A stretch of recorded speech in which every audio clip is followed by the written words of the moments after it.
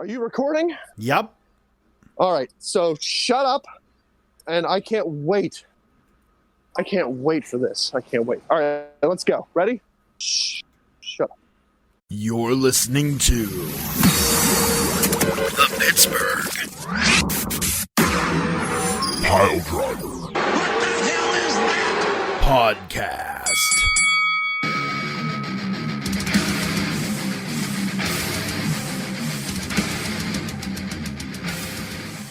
Well, let me tell you something, brother. It's Thursday night, and Thursday night's the P3 night. No, I'm sorry. I can't do that. We don't have time for my stupid intro bullshit because we have picks, and we have to digest and dissect what happened at Money in the Bank and the subsequent following Monday Night Raw. There is so much to talk about, and our most legendary of legends. I think tonight might be the night. If we can get him riled up enough that he shuffles off this mortal coil because of heart detonation, he might explode. I'm so excited to talk through shut up, neighbor kid. To talk through Money in the Bank and to talk through Monday Night Raw. I'm so excited. We still have one event left to pick. We will pick that, however, after we pick apart what is, get away from me, lightning bug, WWE. So let's get into the vitriol and the bile because my excitement is through the roof. And so should yours. Welcome, by the way. This is the P3 podcast. I'm sure you knew that already because you clicked on the link. Don't be a fool. Poop the Bard, Tiger Bomb Tom, Stupid Ass Burps a Lot, Beef the Legend, and Ransom the Madman. We're here to make sure you are entertained with wrestling talk. Boys, we witnessed or read about or didn't pay any attention to, depending on who you are, Money in the Bank and Monday Night Raw to follow. There was a lot of stuff that happened, some good, some great, some super old, some super Goldberg. I'm very excited to talk about this. Ransom, my friend, my king, my liege, to whom I bend the knee, all hail the mad champ. Here's the thing. Bring your buddy a little closer to your mic there, Steve Dave. Yeah, sorry, I'm working on a couple of things. So, here's the thing. Listen, I was angry on Sunday night. Yeah, baby. I was furious on Monday night. Preach. I have now, crossed the river Styx into the hell that is me not caring about the WWE product. Wow. I think this was the tipping point. When you take... So, let's roll it back. Let's run it back, all right? So Charlotte won the women's title. For whatever reason, the fucking sheeple at Money in the Bank were cheering. I don't know why. You're all idiots. If you hear me, and if you think that Charlotte Flair is awesome and you like her, you're an idiot. Stop listening to our fucking podcast. Good Lord. Or keep listening and send us $49.99. You idiots. No. I don't want those people listening to my podcast, Tom. If you're out there, your podcast. You heard me. Your podcast. If you're out there and you're like, you know what? I love Charlotte Flair. Right. She's a great wrestler and she deserves to beat everybody. She deserves to beat Bayley and Becky and Sasha and Rhea and everybody. Get the fuck out. You're not welcome here. Listen Ransom virus is spreading. Listen to fucking Big League Beef here. Gets a fucking green screen, puts a video up, and now it's his podcast. I love how that shit goes. Hey, you know what? Listen. Before Beef goes on, let me say this. If Beef is this mad and this riled up, I'm going to let him call it this podcast or his podcast because I'm not going to cross the man. When he's this fired up, I'm not crossing him. He can call it the Beefburg Beef Driver Beefcast, and I'll give him no shit about it because this man is dangerous when he gets this fired up and crazy. Thank you, my dude. As I was saying before, I was so rudely interrupted, Tom. So Eat a running dick. it back. Go on. Yeah, running it all the way back. So Charlotte Flair won. Okay, fucking great, whatever. Fucking hooty hoo. Charlotte Flair 13 or 11 or 14. I don't know. WWE, 11. get your numbers straight. Woo! It should be 13, FYI. But apparently NXT is such a piddly, rinky-dink fucking operation. Their titles don't matter. More on that to come. Oh no. So that's A. Okay, A. All right, fine. And Nikki Cross winning. Everybody seems to be up in arms about that winning Money in the Bank. That's fine. That's cool. I'm here for it. The show was okay. Moving on to Raw. Raw is really where, like, the train ran over the damsel on the train tracks and then proceeded to back up and run her over again a couple more times. Run over ovaries. Keith Lee came back. Awesome. Hooray! Job to Bobby Lashley. Boo. Oh. Fucking Karrion Kross does not get video hype. Nothing. He gets the same night that he debuts. They could have fucking put a trailer on Money in the Bank. TikTok. Time is up tomorrow night. Something, my dudes. They Agreed. did nothing. An hour before the man walked through Gorilla, they put a video package on. Karrion Kross is here. Fuck me. That's a great start. Fuck me.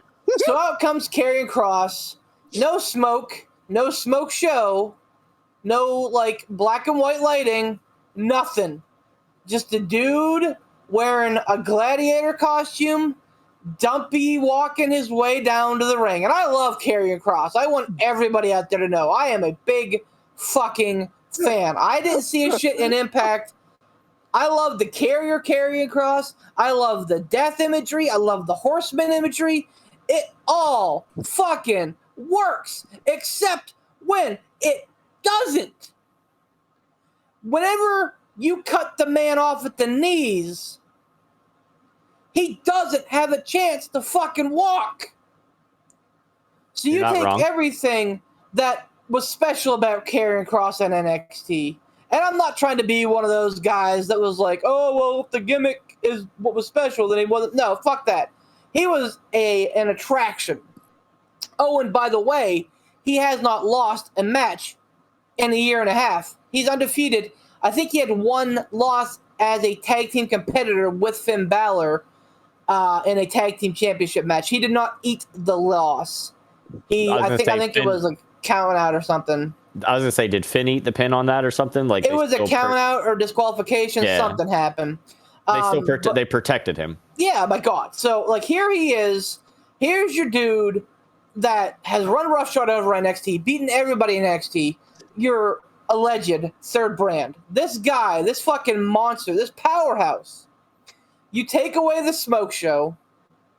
You take away the cool stuff. At least they left him with his music. I guess in McMahon land, I should be happy about that. So, and then you have him job to Jeff Hardy in under 2 minutes and 20 seconds. Whoops. Was it really that quick of a match? I'm going to repeat that for posterity. You have him job to Jeff Hardy in 2 minutes and 20 seconds. Fellas, I apologize about the diatribe. Ransom got me all worked up. He turned the little fucking crank on the roller skate, and I'm rolling now, buddy. I'm so happy. I watched it, and honestly, I did not realize it was that short of a match. Well, because whenever you see a car accident, like you go into Matrix bullet time, because you're like, oh my God, is this really happening?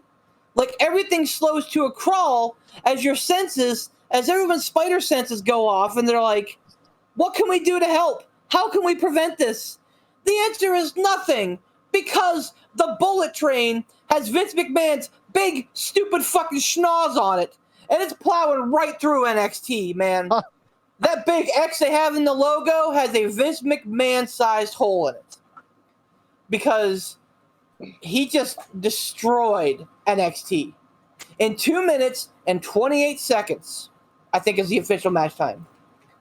He killed NXT. The man responsible for killing the NWO has killed his own creation NXT. I know this is melodramatic. I'm aware. That is 100% true. That's what I do. I'm a reactionary. But Jesus Christ, like, you know, poor baby. carrying across as a Vince McMahon dude. He's a big dude. He had a great dime piece with him. He had a great music, great look. The dude's undefeated. Triple H silver plattered a main event guy to Vince McMahon. Another main event guy. Let me paraphrase that. Another main event guy. Yeah. And Vince McMahon said, "Hold on, watch this." You know, and then to top it all off, Goldberg came back and completely lessened the return of Keith Lee. Yep. Like, sure, Keith Lee's back. Yay, he lost. Well, that's confusing and kind of stupid. Oh, there's Goldberg. Nobody's going to remember anyway. And scene. Normally, I would bust Beef's balls about being knee jerky and reactionary, but he's 100% right on all of this, and I don't think anybody could try to rationalize or make any sort of sense to me otherwise, because there is no making sense of this. I can understand Keith Lee coming back and maybe just losing his first match back. I could maybe understand that in a general sense. Whatever.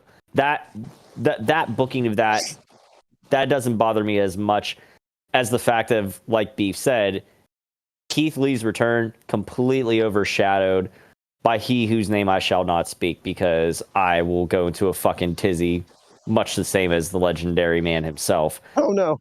Because we know, and it's well documented, my hatred of that man. Wasn't Goldberg the one that made you quit watching WWE for like a few months? Yeah. Oh, more than 2 months. He was the one, whenever he beat The Fiend. That's what it was. At fucking the last Blood Money show, the Bloodening, or whatever we called it. I had said, I was like, if he beats him, I'm done fucking watching wrestling until at least WrestleMania. And then fucking COVID happened, and then I was just like, well, fuck this. And I didn't watch it. I didn't watch for a while. I can't remember when it was that I started kind of watching again. It probably was like late summer, early fall. I don't know. In any case, that notwithstanding, I don't understand the rationale and behind any of the booking on Monday Night Raw. I don't fucking get it. Why do you take somebody who you're touting, and you have him come up and you say he's the NXT champion and he's undefeated? I believe the announcers even said that he's been undefeated. And you take that and you just piss all over it with Jeff Hardy beating him. Not only doing that, but like a fucking foot's on the ropes. Like Jeff Hardy's supposed to be this super mega face that everybody nostalgia popped for. Oh, we love Jeff Hardy. No, fuck you, Jeff Hardy. Go pop some more pills. Go fucking wreck. You know what? The only thing we need to have happen is Jeff Hardy and fucking whichever drunk Uso it is, or both of them, just fucking get into the car together and see what happens. Just saying. Ooh. All right, I'm done. Poot, talk me off the ledge. It should have been Jeff Hardy, not Paul Walker. Yeah. I want to get Poot's take on this. I apologize, Poot. We have monopolized the beginning of this show, but I want to get your take on just this disaster. Try to talk me off the ledge, Poot. Well, try to talk Beef off the ledge too. I don't understand why everyone's so upset of something that was inevitable. Like, I mean, because no, I don't understand. Man's got a good point. I don't understand like why there's so much fuss. Of course, they're gonna put NXT down and curb stomp them. They're and not Seth Rollins. I'm talking American History X style.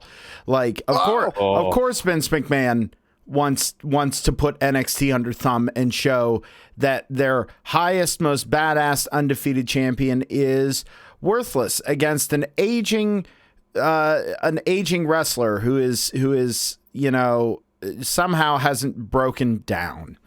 I don't understand the fuss over Charlotte Flair winning. I don't understand. Now I understand Beef's point. He doesn't like Charlotte Flair, but again, it's a Flair world. We just live in it. And it was really nice of them to subsequently have this short booked underdog story with Nikki. Was it ACH? ASH? Almost superhero. Like, I like it. I think Nikki Cross deserves a push. I think Nikki Cross has been underutilized for way too long. When she got to the main roster and kind of nerfed as is tradition yet again.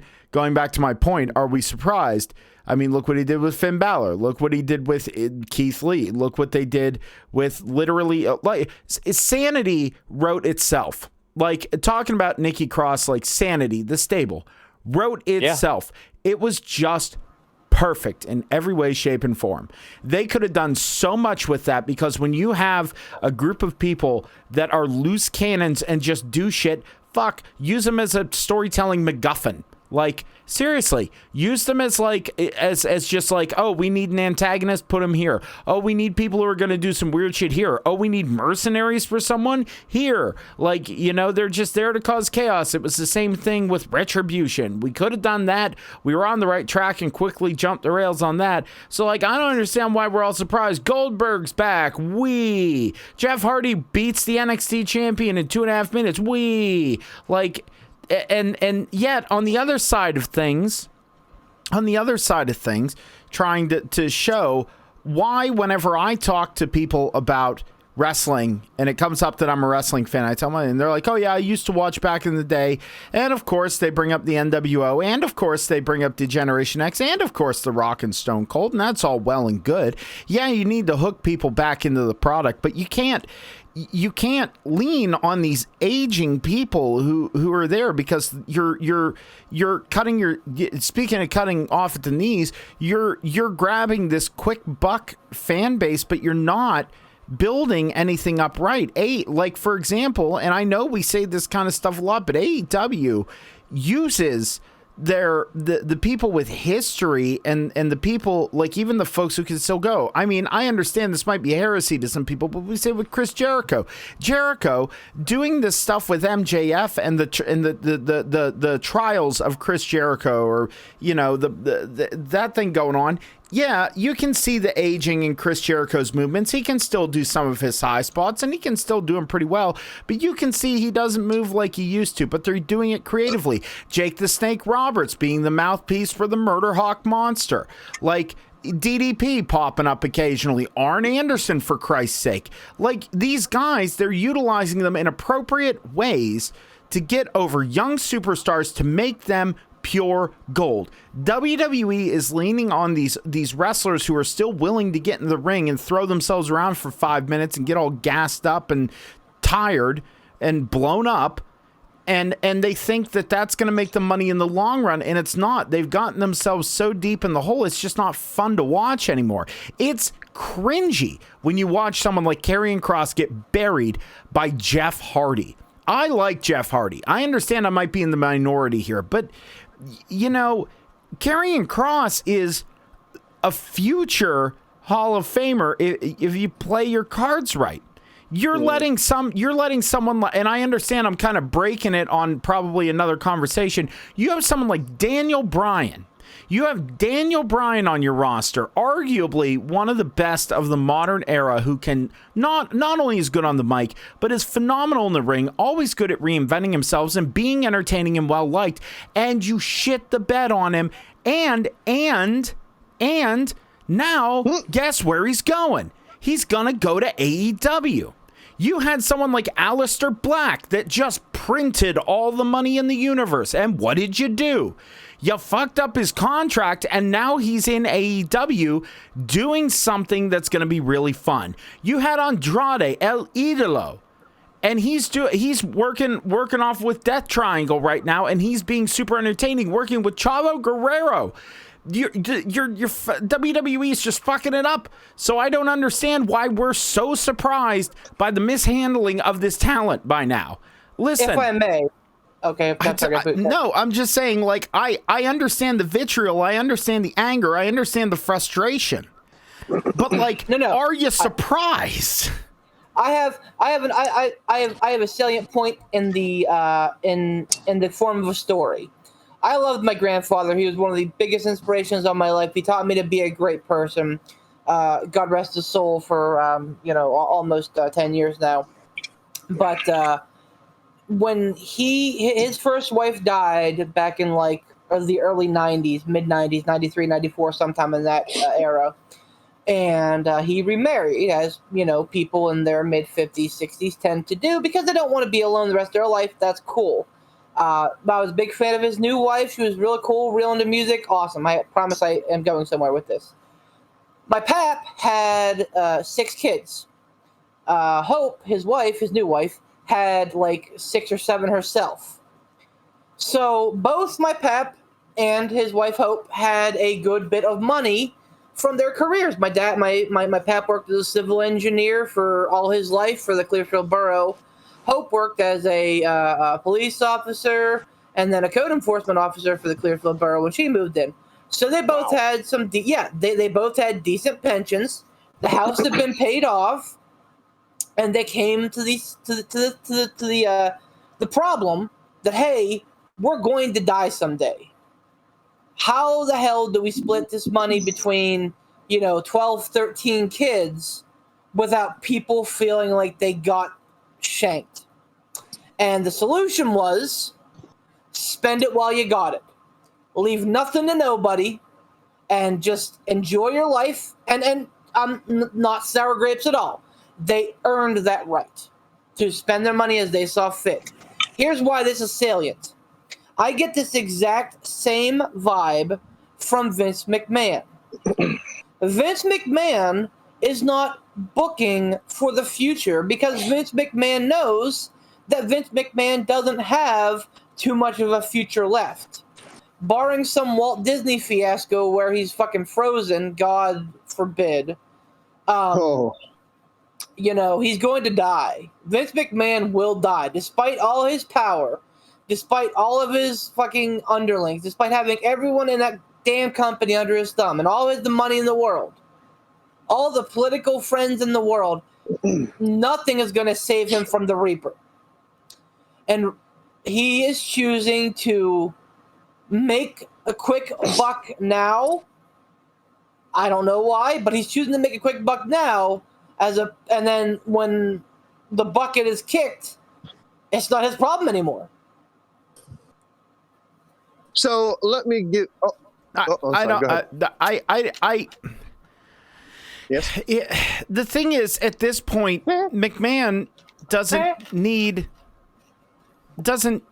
need that. Yeah, okay, and understandably, this is trying to reason out an insane old man who doesn't know what a burrito is. I'm never letting him forget that shit. He doesn't know me. I'll never forget that shit. Shame on you, you fucking hashtag never forget. You fucking crotchety bastard. Anyway, my point is, he like, there's no reason for that. You would think with someone with the ego of a Vince McMahon would want his legacy to live on, and he would want to go into the great beyond with people lording over him and not having a bunch of people be like, yeah, fuck that guy, he ruined wrestling, or fuck that guy, or you don't want to go into the great beyond and have anyone say, oh, I'm glad he's dead. You don't want to get Scrooged, you don't. And like, what else does he have to work for? He has a boat called the Sexy Bitch. What else does he need money for? Like, it's stupid. I'm now getting like Vince McMahon in the middle of the night visited by ghosts of WrestleMania's past. Like, fucking like Macho Man not main eventing WrestleMania 8, CM Punk not main eventing WrestleMania 27. Oh my god! Like, oh my god! Jim Duggan has to be the ghost of Christmas Present. He's the most jolly of them. Ho! Change your ways, change your ways. All right, now Come in and hold me better, man. I'm going to give you my take here on this. But before I do, I want to tell a story, much like Beef did, except I'm going to regale you with a story that pretty much sums up Poot's point. So strap in. Here we go. It's not going to be long. That's what I always say. So 26 minutes later. I mean, you're not wrong, but shut up. So a scorpion stands on the edge of a raging riverbank. Along comes a fox. Scorpion says to the fox, "How are you going to cross the river?" The fox says to the scorpion, "I'm going to swim across." "How are you going to cross the river?" And the scorpion says, "I can't swim across. Take me across on your back." And the fox says to the scorpion, "No, I'm not going to do that because you'll sting me and then I'll die." The scorpion replies to the fox and says, "If I sting you, we'll both drown and we'll both die. Why would I do that?" And the fox says, "You make a good point. Climb on." So the scorpion climbs on the fox's back and the fox begins to swim across the river. The fox makes it halfway across the river and he feels a shooting pain in his back as the scorpion stinger pierces his flesh. The fox turns to the scorpion and said, "Why did you do that? Now we're both going to drown." And the scorpion says to the fox, "I couldn't help it. It's in my nature." That's WWE. Did you steal that from this week's AEW? I sure did not. That story was referenced on this week's AEW. Nope, I stole that from an episode of Star Trek Voyager because I'm a Trekkie and I don't give a shit what you think. But let me tell you this. Karrion Kross being beaten by Jeff Hardy, again, not surprised, but, oh good, fireworks, because it's, that time of year. Wow. I'm not surprised by it, but that doesn't mean that I'm not outraged at it. No, not surprised, but yes, outraged. Why are you having the NXT champion being beaten by A, anybody, when he hasn't been beat before? And B, why is he being beat by Jeff Hardy?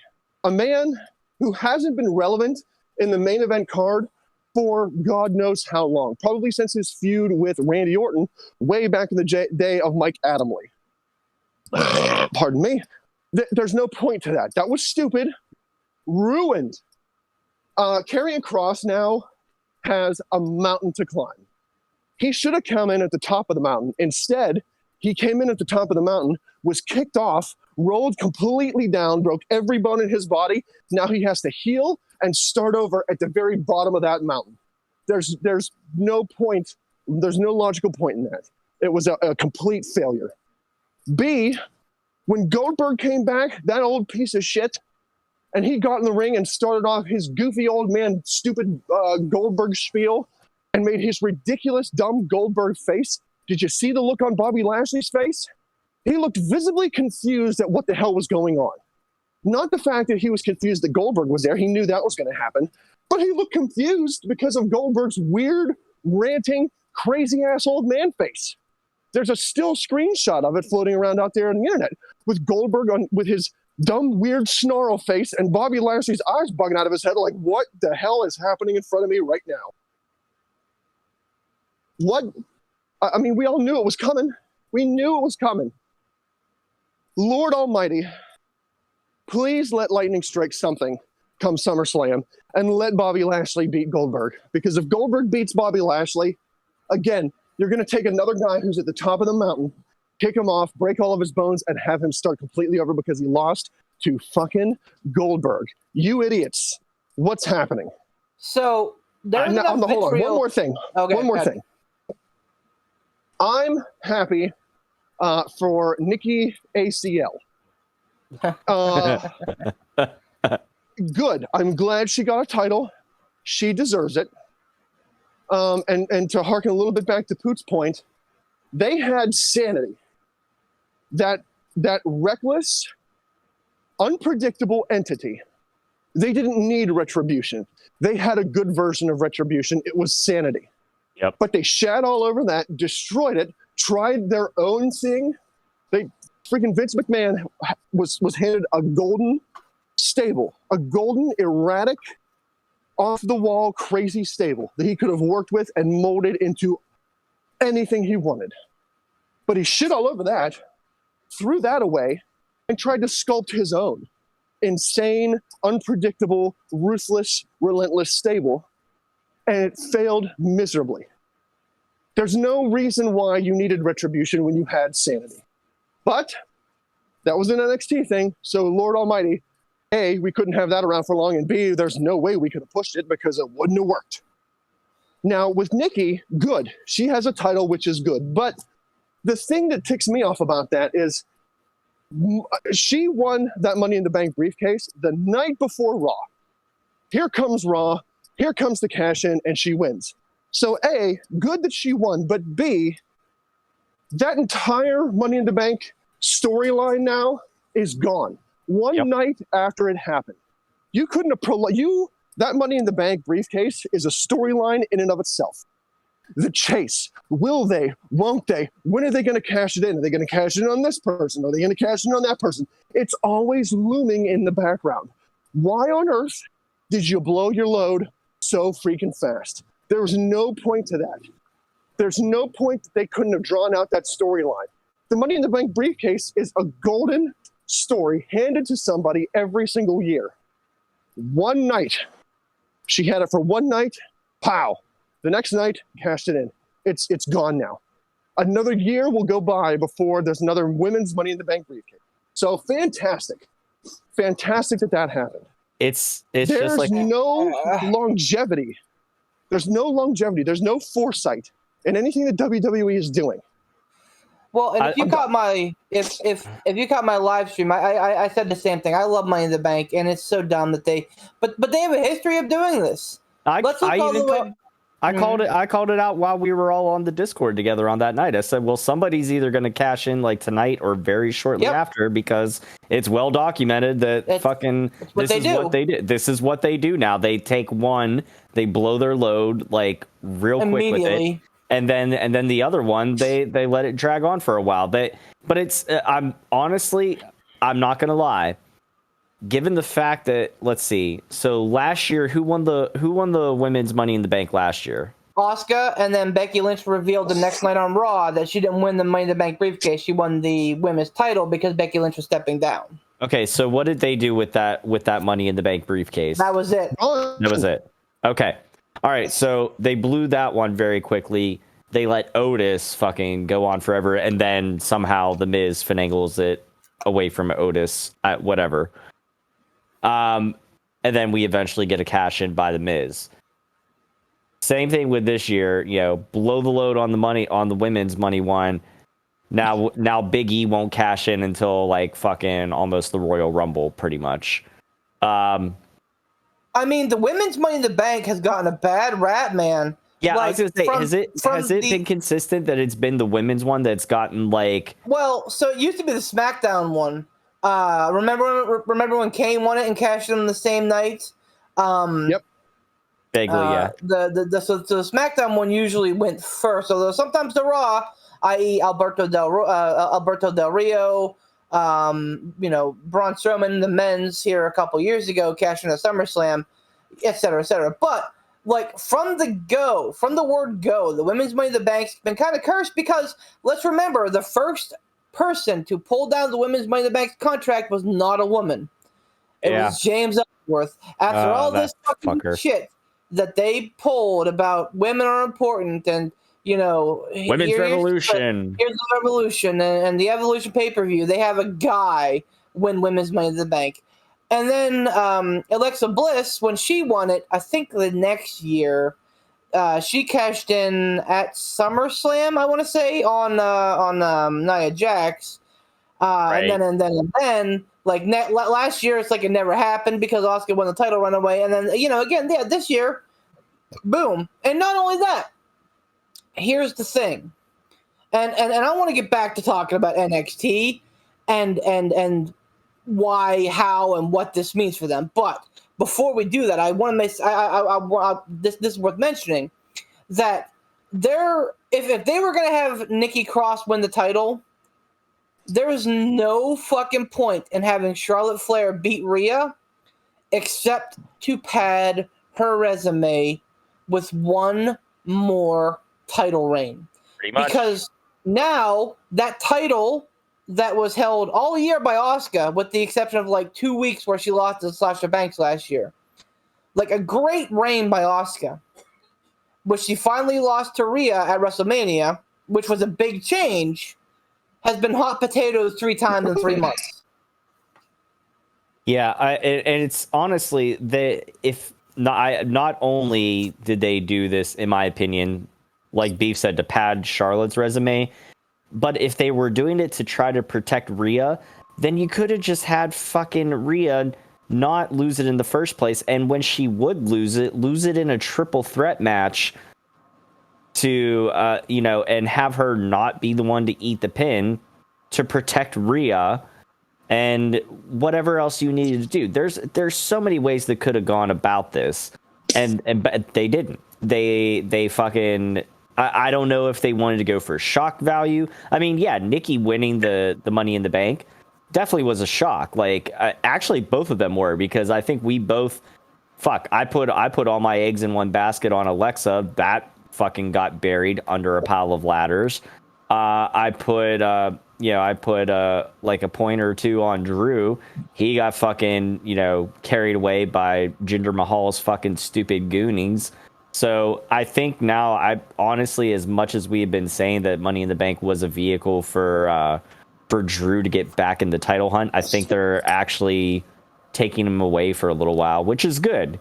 It is good. He had a lengthy title reign, and some would argue that it was kind of meh, but there's always going to be that asterisk next to it because of the fact that it was during COVID and everything.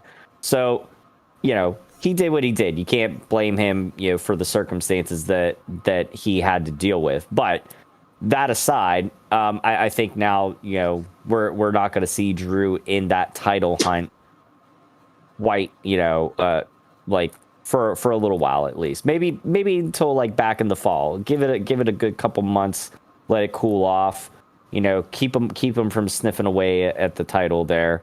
But that also begs the question. Again, because we like to. Because I think I could safely say the four of us think kind of on the same page. We think a little long term, and it's like, okay, well, if Drew's not going to be the one in the title hunt, then who is? You know what I mean? Like, who do you put in that title picture? And I'm not talking about fucking SummerSlam, because we all know what's going to happen there.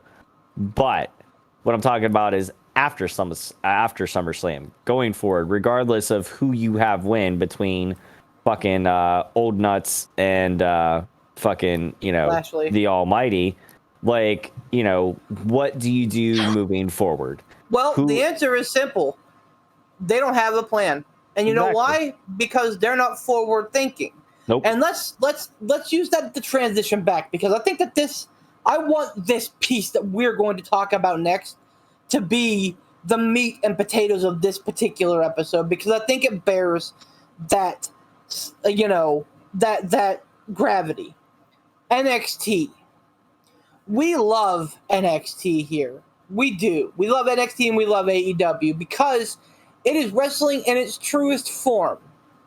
Bad guys, good guys, not a lot of fluff, not a lot of filler, just good wrestling matches, right? Right.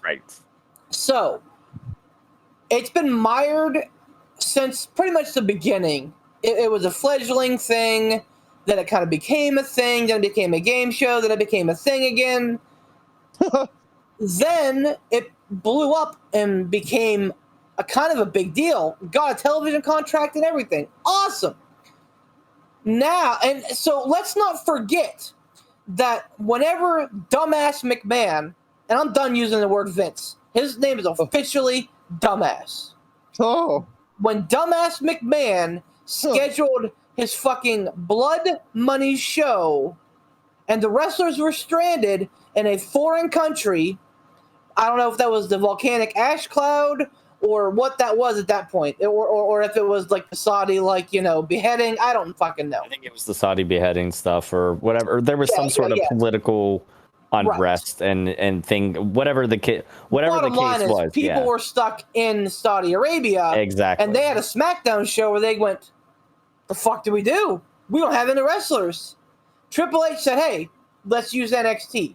They pivoted that into NXT looking like the strongest brand at Survivor Series 2019. Keith Lee looked like a big fucking deal. And NXT looked like it was right there.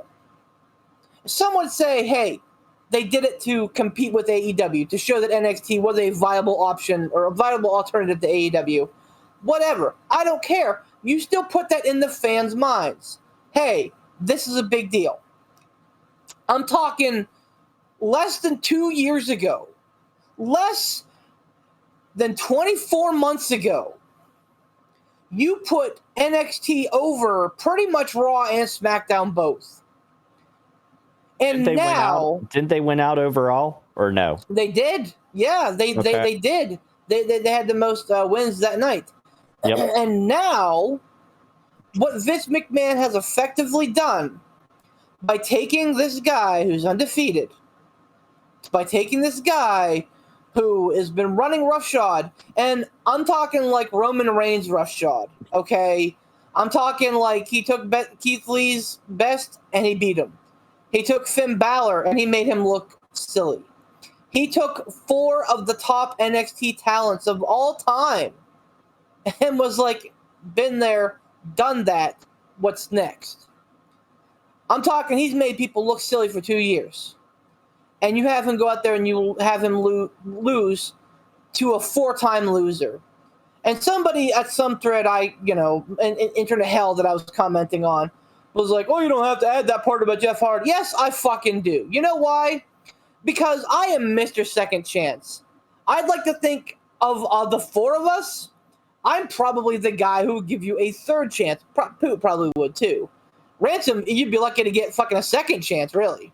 Yeah. But, like, I'm all for a 2nd chance. Hell, even a 3rd. Jeff Hardy has been involved in 4, count them, 1, 2, 3, 4, drug scandals while in WWE. I'm not talking about being intoxicated wrestling Sting where Sting had to hold him down for his own fucking safety. I'm not talking about that. I'm talking about while under the employment of dumbass McMahon. Oh, there it was. 4 times.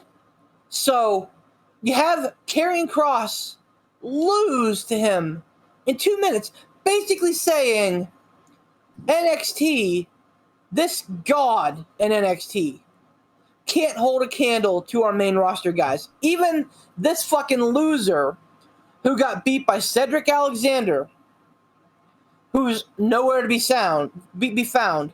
This fucking loser whose best career moments involved him going through a ladder or a table. That's the guy that you have beat Karrion Kross. Night fucking 1.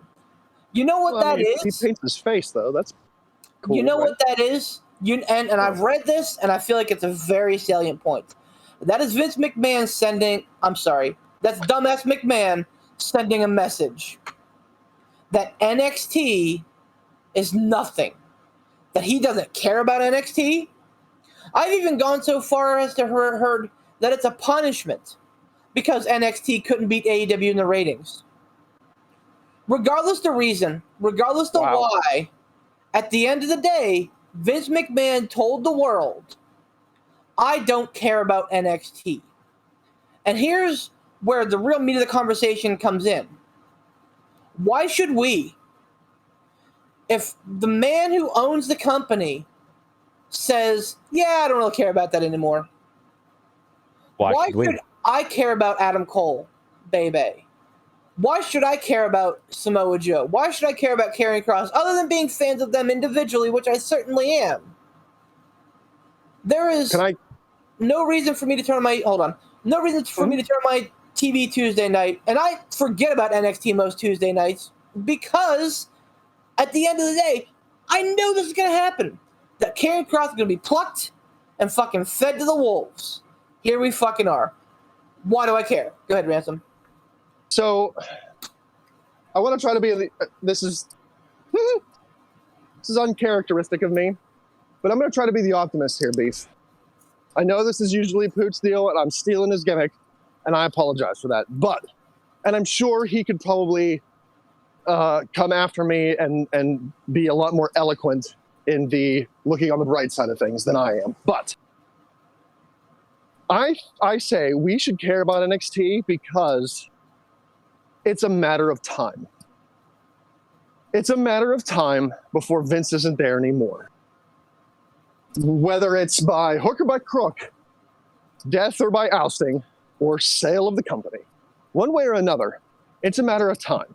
We're on the downward slope now of his reign over wrestling. And that's just a fact. That's age. You can't escape that, like you said, Beef. Which brings me back to another quote. I have seen the eternal footman hold my coat and snicker. You can't outrun it. So it's a matter of time. There are young stars in NXT that are being cultivated in NXT. There is hope that if they have enough control or enough foresight, they can say, no, I'm not going to the main roster. No, I'm not going to do it. Which either lets them stay in NXT or ride out their contract at home to where they can then go somewhere else and be successful. Like you had mentioned, all the people that are going to AEW and shining. Triple H has a mind for the business. He's not a McMahon. He married into the family, yes, but it's clear by what he's done with NXT. It's clear that what he's done since the game show, the this, that, the back and forth, to getting it to where it is now. You can see in some of those early promos for takeovers, when he would come out and open the show, the passion that he had for that brand and for those young stars. You can see in some of the backstage stuff that gets released on the internet, when he's talking to some of those NXT guys backstage, you can see the pride he takes in those young stars, knowing that he helped cultivate them and get them to where they are now. That gives me hope, is the fact that he can see that there needs to be a future, and that future needs to be built on the back of young, hungry wrestlers. So, while Vince doesn't see it now, and he's making that obvious and abundantly clear that he doesn't give two shits, Triple H is still there. And Triple H gives all the shits. So if we can ride out the storm, I feel like one way or another, when we come out the other side, it's going to be better. Because if Vince doesn't sell the company and someone internally takes over, if it's still held within the McMahon family, Triple H has to be the one that runs it creatively. I don't think Steph can do it. She seems like more of an executive. Triple H seems like more of the guy who has the creative vision. So he would end up running it. Or if they sell the WWE, I'm hopeful. I hope that in whatever meetings somebody has with somebody, they can say, look at what this guy, Paul Levesque, is doing with young stars, and compare NXT to other brands that are being successful with young stars, like AEW, and say, well, look at the ratings that AEW is getting after only being on the air for such a short amount of time. Look at what they're doing. This guy here is doing that with our stuff. Let's keep him. And let's move him into a role to where our company can be successful under his creative vision. So while there's still somebody there that has some modicum of power, granted, it's not the amount of power that Vince McMahon has, but Triple H still has some amount of power, at least in NXT. That brings me hope that there's light at the end of the tunnel, because he's not given up. If Triple H gives up or is ousted or booted or whatever, that's when I lose hope. That's when I say, why should I care about NXT? But as long as he's there, as long as he has that desire to see these young guys go up, and I'll say this for Triple H. We shat on the Triple H versus Sting match when that took place at WrestleMania. But I have not seen. Yes, exactly. Yeah. I don't. Yeah. Beef can tell me. Yeah, Beef could, correct me if I'm wrong here, because he's the NXT historian and I'm clearly not. But I don't recall one time on NXT where Triple H came out, wrestled an NXT talent, and buried them. Like, he doesn't do that. He stays away from the ring when it's NXT because he has the spotlight on the young guys that he is cultivating and molding. That's my hope. That's where I see the light at the end of the tunnel. So, Ransom, what you're saying is whether you're a king or a lowly street sweeper, sooner or later, you dance with the Reaper. That's it. So that's it, baby. You're Tom. You go ahead, but like that's pretty much what I was gonna say, buddy. You nailed it. Good job. Well, yeah, thanks. and I'm with you on that because honestly, and a small correction to what Beef said earlier, NXT was Triple H's baby. That was his vision. That was his idea because he was the one that brought it up in a room full of whoever way back when and said, "What are we doing to make new stars?" And he was the one that went to Vince's like, "Hey, like you give me the green light. I need this amount of money." To do whatever. And that's whenever they built the performance center. He's like, this is my vision. We need to make new stars. We need to make sure that we're replenishing the pool. So to piggyback off of what Ransom said, yeah, Triple H has the mind for the business. He has the heart. He has the passion for it. And you see it not only from him, but you also see it from, people like Shawn Michaels and others behind the scenes, the coaches that are there, helping these people and stuff like that. You saw it with when rest in peace Dusty Rhodes whenever he was there. So I agree, as long as Triple H is somewhere around where he has some sort of control, some sort of fucking swagger and clout, I think we'll be okay. But to answer your question, Beef, why bother on Tuesdays? I say enjoy that while you can, even if just because the ride is going to end. Like, you don't just, not go on a roller coaster or something like when you go to Kennywood. You're not like, oh, well, this ride's going to be over in like 23 seconds. Why the fuck do I want to ride it? You enjoy the ride while you're there. So I say in the, on the side of optimism, enjoy NXT, enjoy your Tuesday nights, catch a little bit of NXT, and then enjoy hanging out with your good buddies here and your brothers while we all backstab each other in Among Us. Shameless promo plug. But hey, I get it. Like, no. Hold on. I say in agreement with you on why should I care? That's why I don't watch Raw. Now, I will admit, I put Raw on the DVR today. While I was in between packing stuff, I fast forward through pretty much 90% of it. I just wanted to see the low points, and see how bad they were, with Keith Lee and with Karrion Kross and everything like that. But I fast forward through it. I didn't really give it my full attention. So I say, don't fucking invest yourself on, Monday Night Raw. Maybe SmackDown, because Roman's doing good stuff over there. There was only literally off the top of my head 2, maybe 3 good points of Monday Night Raw. That was John Cena coming back, which I know you mentioned earlier about, not piggybacking off of the days of past. But I feel like Cena's kind of one of those exceptions where he was shoved down our throats and we didn't like it. And for obvious reasons, because if anybody's shoved down your throat, regardless of who they are, if you're being forced, if you're being told, like, you should like this person, do it, you're not going to wanna. It has to happen organically. But he was gone away long enough for us to appreciate him and what he brought to the business and his passion and everything like that. So that was a highlight, starting off Monday Night Raw like that. And then obviously seeing Charlotte lose the title because, fuck her anyways. That was pretty much a good way to bookend it there and have the show end on a positive note with Nikki taking it. But again, like we said, that could have been done better in the first place overall, because by doing that, by doing what they did, all they did was, stroke Charlotte's ego, hurt Rhea Ripley a little bit. Not saying she's completely buried. It all depends on what they do moving forward with her. But they didn't need to do it the way they did it. But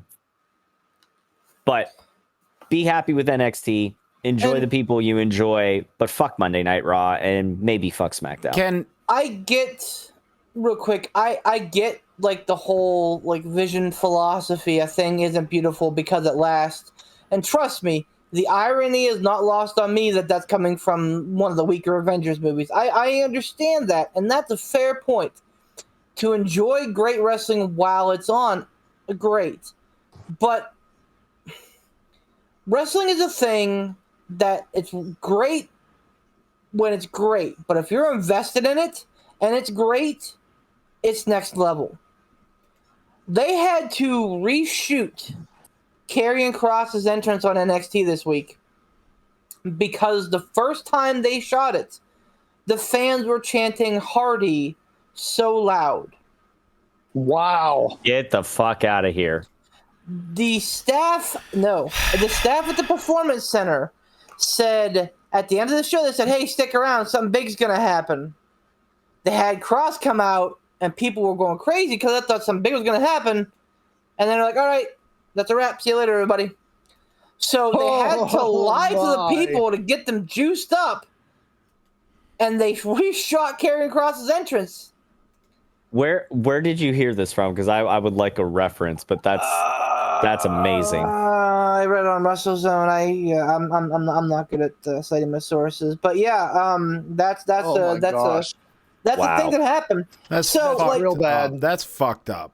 Yeah, Real yeah, bad. Man. Like it ain't. It ain't good. Well, look, we've spent almost. Let me take a look.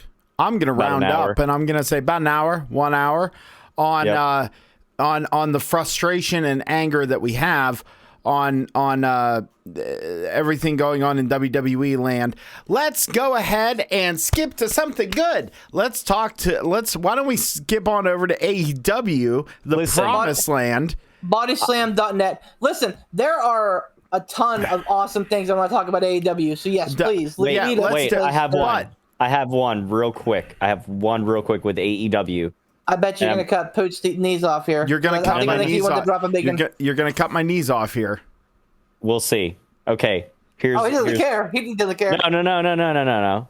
I'm gonna say one thing, and then you guys take it away. Lance Archer hit a motherfucker with another motherfucker. Yes, he did. Yes, Super Mario Brothers 2 style, baby. Lance Archer hit a motherfucker with another motherfucker. That did not cut my knees off. That made me happy. What do you got, Poot? Because after you say what you got, I'm just gonna say everything great that I've read about AEW, and we can talk about all of it. Okay, are you ready? But I don't want to steal your thunder. Go ahead. There's two. Ransom, I'm gonna give you the thing today. Ransom, give me the official music for me coming back with my bullshit. I don't know what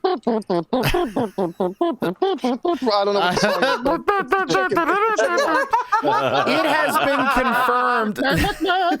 You're better at being the chicken than I thought you were going to go. Wow, that would have been better. That would have been better. So, all right. So, it has been confirmed roundly, and I think, Beef, you can correct me on this, but I don't think you will, that one Bryan Danielson is AEW bound. Yes, sir. Nothing's official, but Sean Ross Sapp has confirmed it, and usually Sean Ross Sapp's pretty good on those things. I also saw it. I think I sent you guys the article from PW Insider, I believe. Yep, and here's one from Ringside News, and this one I am very apprehensive about. And again, this I will believe it when I see this shit. According to Ringside News, quote, CM Punk to AEW is a, quote, done deal. Now, hold on. Before we get all up in arms and we say, yeah, okay, like I just said, I'll believe it when I see it. Ringside News was had it cited here to them by a reliable source. Okay, that they can confirm the talks are very far along at this point. In fact, they were told that it was, quote, a pretty much done deal. At this point, they're just, quote, waiting until they are in person to sign the contract. Now, here's the thing. Again, with the CM Punk thing, I will believe it when I see that shit. But how good can you imagine? And I don't think this would cut his knees, cut the legs out from under him, or take the legs out from under him, or take the wind out of his sails, whatever colloquialism you want to use. Do it. I think that Bryan Danielson debuting at, and as we postulated before, at All Out. Just imagine he comes out to that pop, to that ovation, blah, blah, blah. He does his thing, and he even cuts a promo or something, and then all of a sudden you hear Cult of Personality hit, and they stand face to face. All of a sudden AEW makes all the money in the universe, and fires the nuke. Let me one up you, Poot. You hear, Ride of the Valkyries hit, and Bryan Danielson. That's right. We are not using his slave name anymore. Bryan Danielson makes his debut. The yeses are going through the Allstate Arena in Chicago, and everybody's going crazy. Yes. Yep. He hits the fucking ring, gets on turnbuckle. Yes, yes. Fan jumps the barrier in a hoodie, drags Bryan down, knee to face, fucking hoodie down. There's CM Punk. But here's the risky part. If you do that in Chicago, Punk's not going to get nuclear heat. Anywhere else in the world, he'd get away with that and be an instant top tier heel. Nope. Oh yeah. No, he'd be cheered as a hero. Oh yeah. Still, imagine that scenario. Heel Bryan Danielson though. Heel Bryan Danielson would be just as good to be the foil against Punk. Yes. Yeah, man. Yes, it would. The other great thing coming out of AEW. Hold on, real quick, before you go to that, Beef, this isn't going to take long. Let me just tell you this. If we do picks for, what did you say it was, All Out? All Out.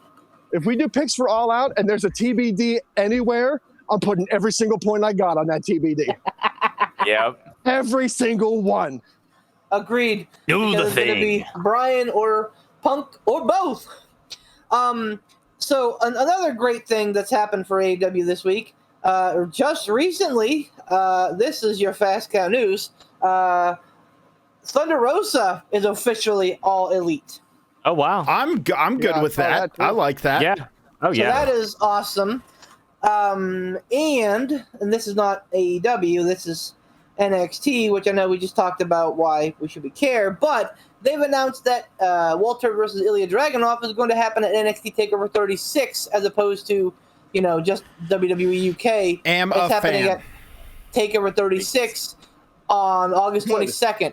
So TakeOver gets the Sunday night slot, and I'm fine with that. That's awesome on SummerSlam weekend. Wait, oh yeah, I was gonna say they get the Sunday night slot the night after SummerSlam. Holy fuck. Yep, and we get Walter versus Dragunov in front of a TakeOver. So that's awesome, man, all around. And that's we're more than just doom and gloom here.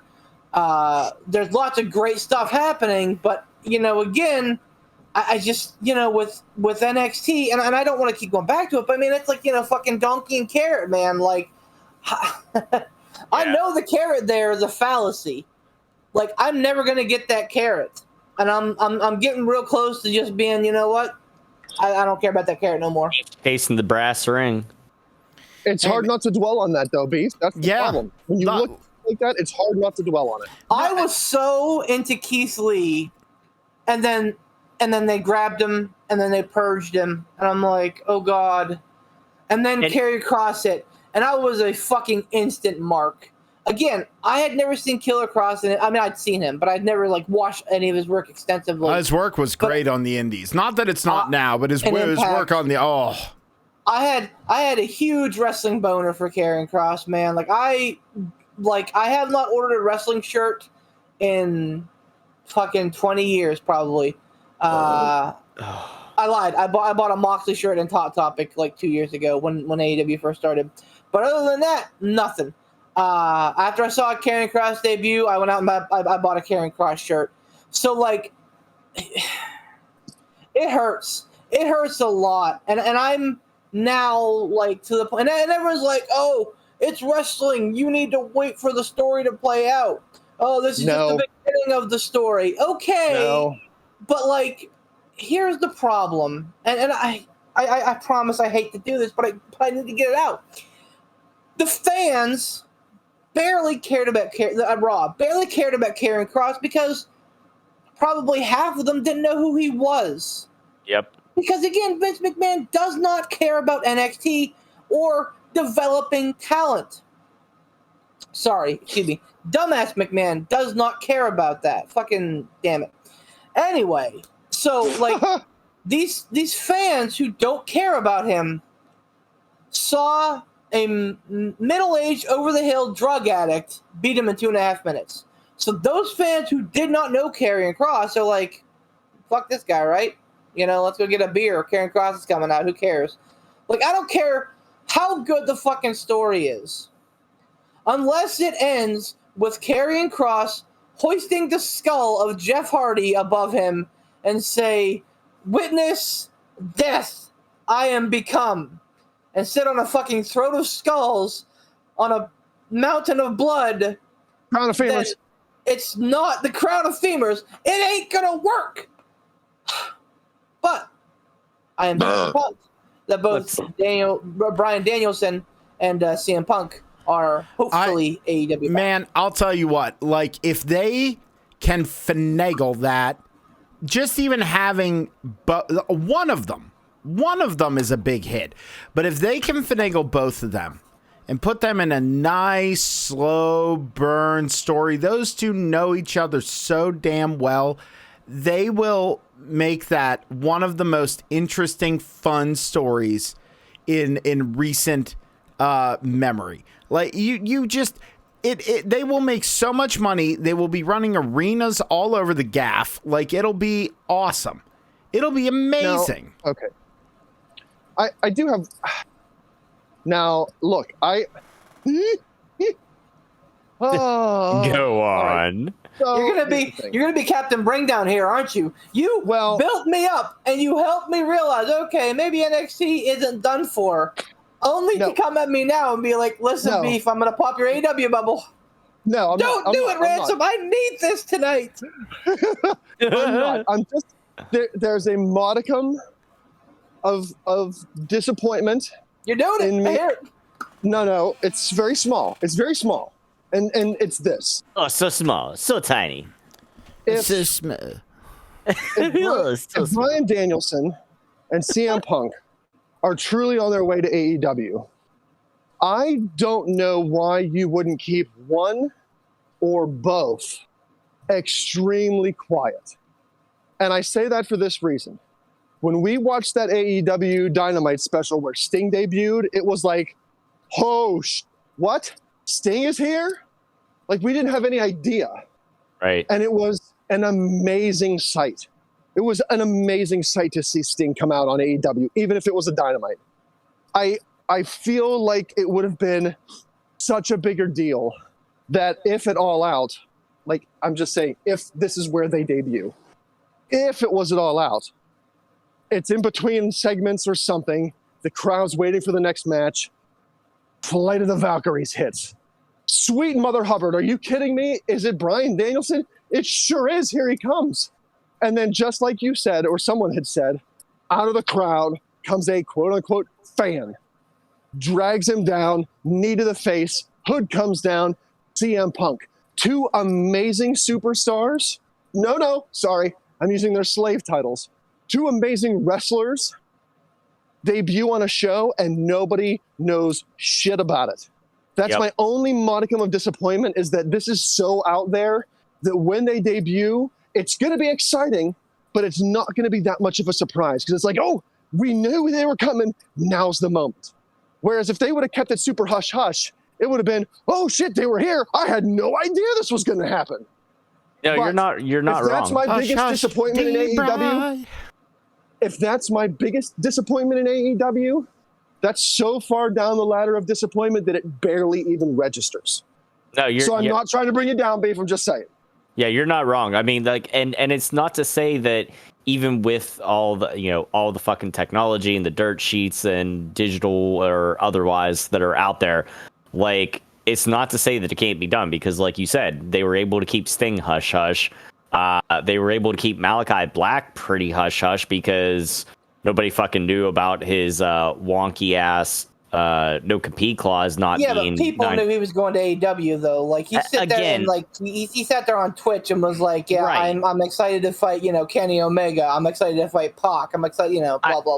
I get it, but they didn't expect it when he Lord showed Almighty, up. I can't even imagine what it would be like to watch Bryan Danielson versus Kenny Omega. Good Lord. God Almighty, that gives me. Hold on. Okay, sorry. I had to see whether I could see past the other side of my green screen from where I'm sitting. I had to make sure whether or not I had to watch my mouth for little ears because I'm still waiting on their mother to come pick them up. That would give me a wrestling phallic hardening. Yeah. Oh my Lord! That yes, would be so clinical. Much wow. Yes. Oh, what an incredible match! Or or both. Freaking CM Punk versus Kenny Omega. Shut up! Man. Shut up! Yeah. What? Like, it needs to happen. I'll be so disappointed. I want CM Punk versus Jericho again. So here is the only. Oh, and the other great thing, I forgot to mention this at Slammiversary. Jay White came out after Kenny Omega beat. Is that Urkel? Sammy Callahan. Yeah. Oh, Sammy Callahan. That's right. Sammy Callahan, thank you. Yeah. No, Jay White of Bullet Club fame. He's one of the current leaders of Bullet Club over in Japan. Who am I thinking of? Oh, Jaleel White. Jaleel White. Jay White, one of the guys who I think has had. He's making his own weed now. Did you know that Urkel has his own weed? Yes, yeah, I saw that. I saw him a picture of like him and Snoop Dogg, but he was in his full like Urkel attire. I think it's called like Purple Urkel. Purple Urkel. Yeah, that is amazing. Yep. I love can't wait it. till I make my own ransom weed. It's gonna be great. Oh, dude, I'll be the first to try. It's just gonna be called Shut Up. Because when you smoke, you sit there and go flarble, argle. It's just gonna be grass clippings and a little bit of oregano. Oh no! Wait, that's not what weed is. Anyway. Getting into how high was Parmesan cheese. This is a caprese salad. This isn't weed. There's a little bit of dressing there too. A little bit of dressing in there, a little bit of cheese. So yeah, Jay White coming to Impact tells me 100% that the Forbidden Door is like swinging, man. Not only did we get a New Japan title change on AEW Dynamite last week, we're getting another defense this week with Lance Archer facing, and I'm going to butcher the name, Hokulio for the IWGP US title, who is a member of Bullet Club in Japan. So it's at this point, like the Forbidden Door is kind of like saloon doors, man. And on top of Danielson, on top of Punk, on top of Thunder Rosa, like now I'm starting to think, oh man, like, are we going to see Kazuchika Okada? Are we going to see, Will Ospreay when he gets here, when he gets healed? Or who's next to come through the Forbidden Door? So I mean, yeah, I'm pretty pumped about a lot of stuff. It's just that I'm just at a crux with NXT right now. It's tough. Well, speaking of everything good in AEW, why don't we talk a little bit of Fyter Fest Night 2 and what happened there? We already talked about Lance Archer hitting an MFer with a Lance Archer hitting an Lance Archer. You know what? They've heard me say it. Lance McAfee. He hit a motherfucker with another motherfucker. And surprisingly to, I think, at least to me and anybody else that picked Moxley, Lance Archer is your new IWGP United States Championship. That was you and me. I think Ransom and Beef picked Archer. False. No. Ransom picked Archer. I did not pick Archer. Oh, Ransom picked Moxley. You and I picked Archer. Oh, that's right. I did. So, damn it, all right. Hey, we should review the standings here eventually. But the only weak spot that I really saw for that was the Elite Hunter Frankie Kazarian versus Doc Gallows. It's not that it was a bad match; it was just kind of meh. You know what I mean? It was kind of meh. I didn't actually watch that. I was trying to speed through, not because of disinterest, not like how I sped through Monday Night Raw, but just to be able to kind of see a little bit of talking points and stuff. I sped through AEW like right before the podcast to be like, okay, what happened? And like I said, I did keep on the Archer Moxley match there. Man, freaking Moxley going to town on Archer's forehead with a fork. Like, that was awesome. Just going back to that again and again. It was a good a good match, hard hitting, a lot of color. There wasn't a whole lot in my quick view of AEW that I was like disappointed with or anything like that. Surprisingly, and I mentioned it to you guys right before we started, Chavo Guerrero is over there in AEW. Now, we didn't get anything saying like Chavo Guerrero is all elite, but he is apparently now the executive advisor for one Andrade Idole. So, El Idolo. Oh, El Idolo. I'm sorry. Andrade had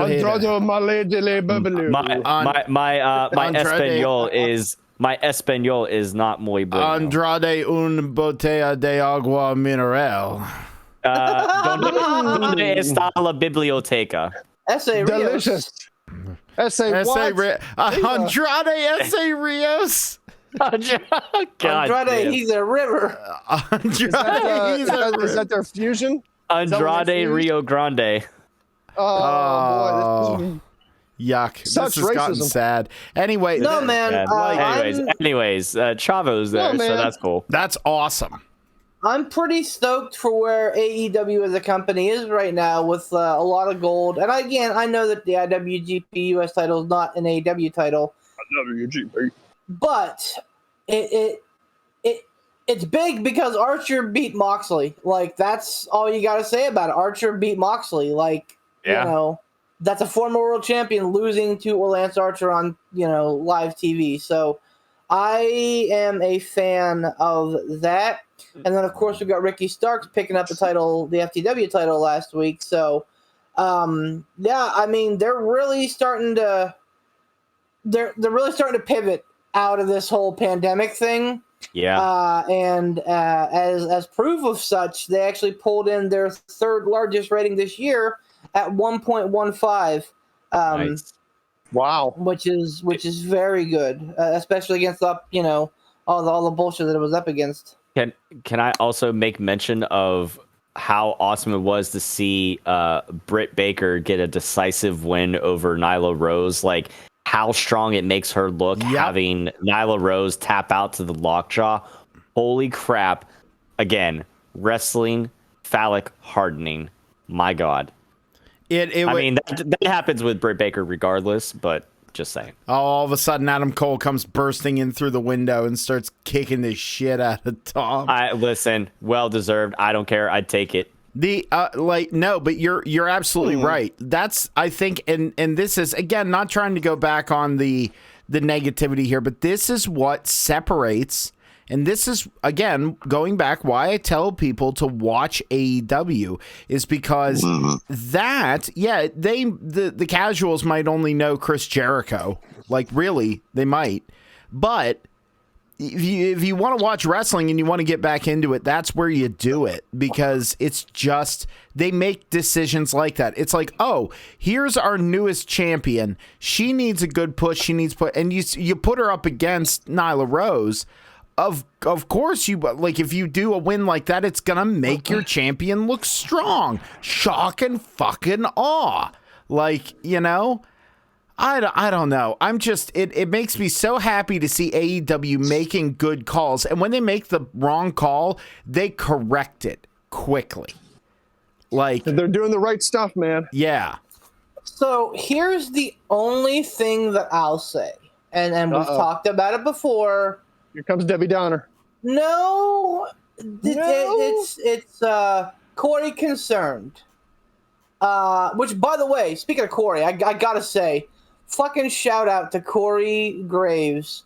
At one point on Raw, when Charlotte Flair found out that she had to defend against Rhea Ripley that same night, he said, "That's not fair to Flair." And, like, I got images of Heenan in my head from Rumble 92. So, fucking Corey Graves, we don't deserve you, my man. Oh, hold on. Wow, good job to him. Piggyback off of that, I gotta give a shout out to Cena, because he's like, it was great coming back. He's like, Michael Cole was excited. Pat McAfee couldn't see me. I loved it. I loved that he played off of Pat McAfee's, takeoff of playing off of Michael Cole. When Michael Cole was like, Cena, and he's like, where? Like, I love that Cena made mention of that. That was so great. Go on. So here's my only concern. Yes. If the rumors are true that you are bringing in Bryan Danielson and CM Punk, and they all signs seem to be reporting that, they're both probably going to get cushy deals where they don't have to wrestle a lot, but when they do, it's going to be a big deal. Bryan Danielson, it's just ingrained. We'll get there. It's you have that, like, it's that what's post-traumatic stress syndrome. It's that it's a JR syndrome. You're institutionalized. It's you've been cooped up for so long. Bingo. You can't help it. Yeah. Yep. So Bryan Danielson apparently wants to work in Japan. CM Punk is probably just like, well, listen, if you're not going to let Bryan, if Bryan Danielson doesn't have to work, I don't want to work either. Anyway, if it's true that they're both headed to AEW, which I hope it is, I really do. And that's quite an influx of talent over the last couple of months here. Mm-hmm. Not to mention what we saw, at the beginning of the pandemic with Hardy, and last year with Brian Cage, Ethan Page. Ethan Page, that's it. Ethan Carter. Ethan Page. Christian Cage. Christian. So Nick Gage debuted. God. From Shit. DCW. Yeah, dude. Yeah. So and he may not be a constant. He may just be kind of like MJF's ringer. Like, well put. Jericho did the same thing when he brought in Jeff Hobbs. Will Hobbs. I can't remember his name. Jeff Cobb. Jeff Cobb. Oh yeah, Jeff Cobb. Yes. Jeff Cobb. Yeah. Jeff Foxworthy. He brought in Jeff Cobb to be the ringer. You might be a superstar if beat up Moxley or whoever. It's a nice pairing to like what Jericho did. My point is this: you have a lot of great people coming in. My concern is that AEW is becoming too top heavy. Now, I think they can handle it. They do have a new 1-hour show debuting in just about a month, which, by the way, I'll be there for the debut of. But even said, like, nobody cares, Mick. They got a lot of people. Oh no! They got a lot of people who are probably going to be wanting to use their creative control to get them towards the top of the card. Andrade, Malachi Black. Both I didn't mention, but both are probably in the same boat. So, how much is too much? Is AEW stockpiling, and is it going to be a problem? Honestly, and I'll answer my own question to start. I don't think so. I'm concerned, but if you look at how they're using Sting, he's right there with Darby. Darby's getting a nice little rub from him, Same with Cage. Cage's in a nice little group that probably wouldn't. That is Brian Cage. Excuse me. He's in a nice little group. Be specific. Yes, especially with that. Brian Cage is in a nice little group that probably wouldn't be getting the exposure that it's getting unless it had Brian Cage. So, like, they're fitting the pieces in nicely. The young guys are getting pushed. Even Christian Cage wrestling with Jungle Boy next week. They're rubbing elbows the right way. But I'm concerned whenever you start giving guys everything that they want, especially in terms of creative control. Go ahead, Ransom. Huh? Go ahead. Let me just answer that with this. And I'm only speaking to two of the presumed incoming big stars, Bryan Danielson and CM Punk. I don't think that Bryan Danielson is the guy to come in and say, well, I'm here, I want creative control, I want to be on top. Title match, number one contender, title match, champion. That doesn't seem like him. I think he is grounded enough to understand where he is in his career, to understand that he has accomplished so much. The list that he has is huge. So I don't see him as the guy that's going to come in and flex his creative control muscle and go, nope, going to be on top, bury this young guy, bury this up-and-comer, it doesn't matter, it's me. I don't see that happening with him. CM Punk, at least in the interviews that I've watched that he gave post-WWE, he always had that vision of, okay, then what? Okay, then what? Now, CM Punk seems like a little bit more of an egomaniac than Bryan Danielson. But I don't know that CM Punk would even be the one to come in and go, nope, me, him, but then back to me again. I could be wrong on both accounts. It's who knows? Those two are not the names that came to mind. I'll tell you exactly who I think the sticking point's going to be. Okay. And Andrade El Idolo.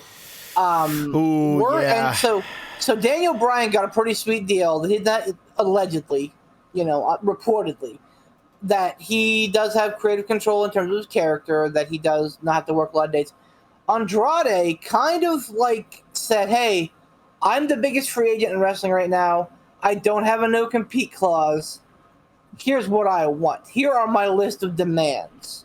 And Tony Khan kind of said, yeah, okay. I like Andrade. Now fine. listen, do we know exactly what Tony Khan gave him? A lot. Because if he gave him creative control over his character, yep. Well, that's fair. That could just mean his character. That doesn't mean wins, losses, titles. And, it doesn't necessarily mean that. It just means that, okay, maybe they're not going to put him in a mask. Maybe they're not going to turn him into some sort of lucha superhero. Maybe they're not going to put him in this gimmick. So if he has creative control over his character, that's one thing. Giving him creative control over every aspect of what he's involved in. Veto power on losing. That is now, good Lord, is that confirmed? Okay, so I'm reading on comicbook.com, so not the most reputable site, but they said legit. that this kind of a correction. It does said that they talked about negotiation stalling because of Andrade's demands, which included wanting creative control and veto power on losing, and Andrade also wanted to work with other companies. However, I incorrectly reported that Andrade's final deal had some limited creative control. We are told that Andrade's deal does not have creative control. And that it's also noted that no one in AEW has creative control in their contract. So who knows what's what? I hope that's true. I don't think Tony Khan's dumb enough. I don't. They have enough former WCW people or people that have been through WCW to know, hey, when you give wrestlers creative control over, characters, wins, losses, money, whatever, it leads to very bad things. I mean, have mercy. Chris Jericho lived through the NWO and the creative control and, how every new talent that came in, if they got paid this amount, well, then Hulk Hogan or these guys got, were paid more because nobody got paid more than they did. Right. I can't see the minds in wrestling that Tony Khan has surrounded himself with to allow something that reckless to happen because they know either from their own personal experience or from experience of people that they know. Like Cody, his dad lived through that. Dusty lived through the WCW, NWO eras. I just don't see them having that pour of foresight to allow something like that to potentially damage what they are working so hard to build. It also, I personally don't fear that. it goes against their ethos too, because like that was one of the biggest, strongest things that they kind of talked about was the fact that wrestlers have a voice already by default. Yes, they don't have 100% creative control. They don't have veto powers. They don't have any of the, blobbity, blobbity, blobbity, blue. They don't have any of that. But they have a lot more say and a lot more creative input than they do anywhere else. And I think that alone is really good. And that could have also just what we were talking about with Andrade and like him saying, "Oh, I want creative control, I want this." That could have easily been, like when you go in for a job interview, you shoot for the stars and then they shoot you a counter offer that's what you wanted and you go, "Okie dokie." For sure. Yeah. And Yeah. like I said, I was working on outdated information, so I will withdraw that. But I mean, the concern is, still too many chefs, not enough just regular ass cooks. We'll see. We'll see. So we do have to get to picks, and I'm not trying to stave off any conversations, but we do have picks. It's a very important week, so we're gonna pivot. Let's do it. Pivot. So quick score update. My balls are itching. All right, here we go. Well, there it is. I'm Ransom's sucking the balls bag are- in last. So, our Mad King, hail the Mad King, hashtag bend the knee, still holds the lead, but it is dwindling. No. Currently, Ransom's sitting at 63 points. On his toes, nipping at his toes, are Bob Gray at 62. Allegedly. And yours truly, Mr. Beef Legend, at 61. Not far behind us is Dave with 59, which, at least one of his characters is going to be close to you. And Denny at 58. And the suddenly resurging Poot, who picked a perfect Money in the Bank, I believe. Son of a bitch. He did. Good job. He did. He picked a perfect Money in the Bank. And perfect Fighter Fest too. Did he not? He did. Yep. No. Yeah, Money in the Bank. Yeah, he did because Archer. As an Archer. So so he picked up 31 big points there this weekend. So big props for him. He's also sitting at 58, and then poor Tom sitting at 53. Cool. I honestly, as long hashtag anyone but Bob Gray. So we're in a fight, fellas. I'm coming, man. so- I'm coming. I was in dead last for a while. Coming. Do you want to start the picks this week, or do you want to give that right to somebody else? What's the? Oh, I'm I sorry. guess, what do we? Yeah, so are we we picking? have. Fighter Fest So- night 2. This is Fight for the Fallen. Oh, so I'm sorry. Fight for the Fallen. Yeah. Come on, JR, get it right. Wow. So we Welcome. have. Welcome to the Andrade Del Grande Rio podcast. So we have Jericho versus Nick Gage in a Queso. no rules match. Proud and Powerful with Conan versus FTR with Tully. Christian Cage and Jurassic Express, which is made up by Jungle Boy and Luchasaurus, versus the Hardy Family Office, which is Angelico and Private Party, with Marco Stein and Matt Hardy, respectively. Lance Archer defending his newly minted IWGP US title against Hikuleo. And then the Elite, made up of Kenny Omega, Young Bucks, and the Good Brothers, versus Hangman Page and the Dark Order, which is made up of Stu Grayson, Evil Uno, Reynolds, and Silver. If Hangman and the Dark Order win, they all get title shots against the respective champions. That is, that the Dark Order gets title shots against the Bucks, and Hangman Page gets a title shot against Kenny. It is a standard, what? Oh, I'm sorry. Go ahead. that match is a standard Survivor Series rules match, meaning it is elimination. What match is kicking it off? Like the picks? I think we're gonna lead with Proud and Powerful versus FTR. I'm gonna pass. Who are you going to pass to? I'm going to pass to whoever comes after me. That would be Tiger Bomb. Mr. Tom, what would you like to pick on this one? You know what? I'm not going to get long-winded. FTR, 5 points. All right.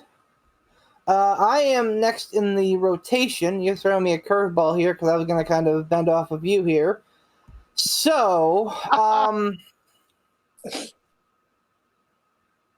okay. My gut is telling me FTR. It could go either way, but I think it's going to be FTR with 1 point. Poot. How many matches are we picking just so I have points in my brain? Sorry, 5. 5, thank you. I am I'm also going to go FTR, but I'm going to go with 3. Ransom. I'm going to say clean sweep on this one, and I'm also going to use 1 because I'm not confident. Damn it. I want to change my pick. We are then going to move on to Jericho versus Nick Gage in a no-rules match.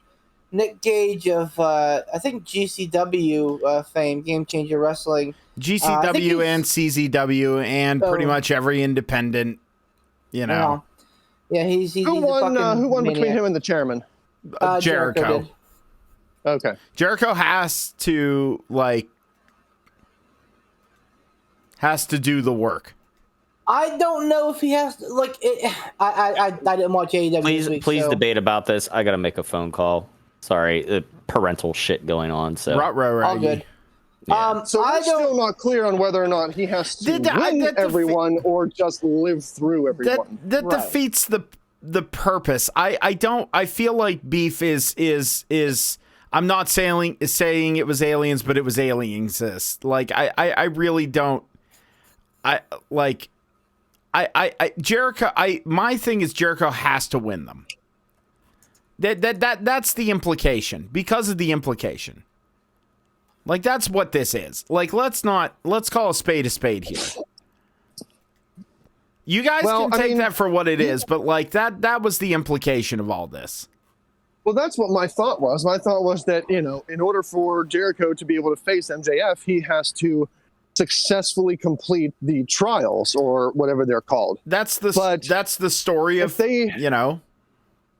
Yeah, but like if they didn't come out and specifically say Jericho has to win against A, B, C, D, and then he gets to face E. I don't know. I would think that they would come right out and say it. Like, Chris Jericho, if you're going to face MJF, you have to beat all of these people of my choosing, not just face them. But, I don't know. They're not making it clear, which is confusing to me. Then again, I'm a simpleton, so, Well, I'm trying to figure it out. And Moxley. Okay, so let me give me a moment here because I'm trying to see Jericho, Moxley. I'm trying to remind. Well, that's not fair. Well, I guess Tom's in last place. Hold on. Pause the recording. Give me a second. Sorry about that break, fans. The legendary one himself was sitting here trying to figure out what the fucking stipulations are on these labors of Jericho, and I've come up with no fucking idea. So, given how vague AEW is making this sound, I'm guessing that they are leaving room for Jericho to lose a match in the labors of Jericho. However, I don't think it's going to be this match against Nick Gage. Although, one would argue that if there is a match for him to lose, a death match against Nick Gage, I should say a no rules contest with Nick Gage, is probably the one to lose. But all that being said, Nick Gage debuting, Chris Jericho bringing back the Painmaker. I am going to go ahead and put 4 points on Jericho on this one. Poot, what do you got? All right, listen. I have been going back and forth on two matches in my mind of who's going to win and who's going to not. This is one that I'm going to put my $5 on, and I'm saying the Painmaker Jericho because, listen, Nick Gage is awesome, and whether you appreciate deathmatch wrestling or not, Nick Gage is 700 kinds of badass. He just is. He is a bad man, like in like being a tough bastard way. But I don't think they're going to have the Painmaker lose to Nick Gage. So I'm putting my 5 points on Jericho and his labors. Ransom? I'm going to also agree with the consensus here, especially like Pooh said, they're bringing back the Painmaker. I don't think they're going to have the Painmaker on AEW lose.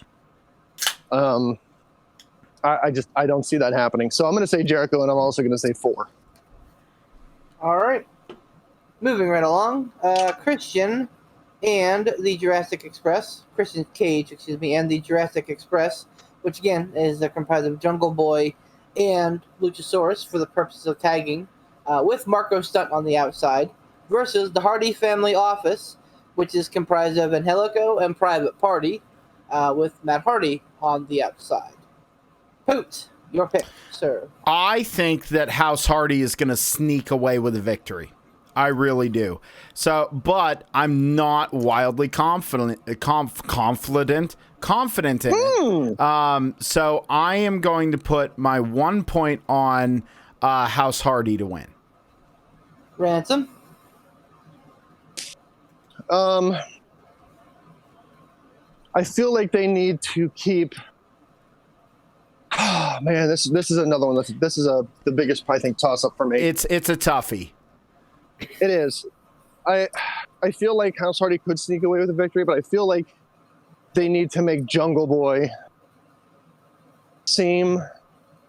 I don't think it's good for him to take a loss, especially him coming off of that win in the Battle Royal, and he lost to Kenny Omega. I don't know. I want them to keep them looking strong. But the fact that Christian's involved in this has me swaying back and forth. I'm going to say Christian and Jurassic Express, but I'm going to put 2 on it.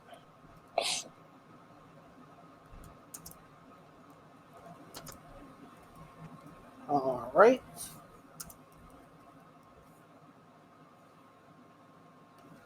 Tom, you back with us yet? Yeah, I'm back. All right, what all do I need to give you? Because I can give you all the rest of mine right now if you want. I don't care. Let's start. Let's start by getting Jericho versus Nick Gage. Well, okay. Let's just go. Let's No do rules. let's just do this last one. Then I'll give you the rest of mine, so I don't screw up the rotation or whatever. No, you're fine.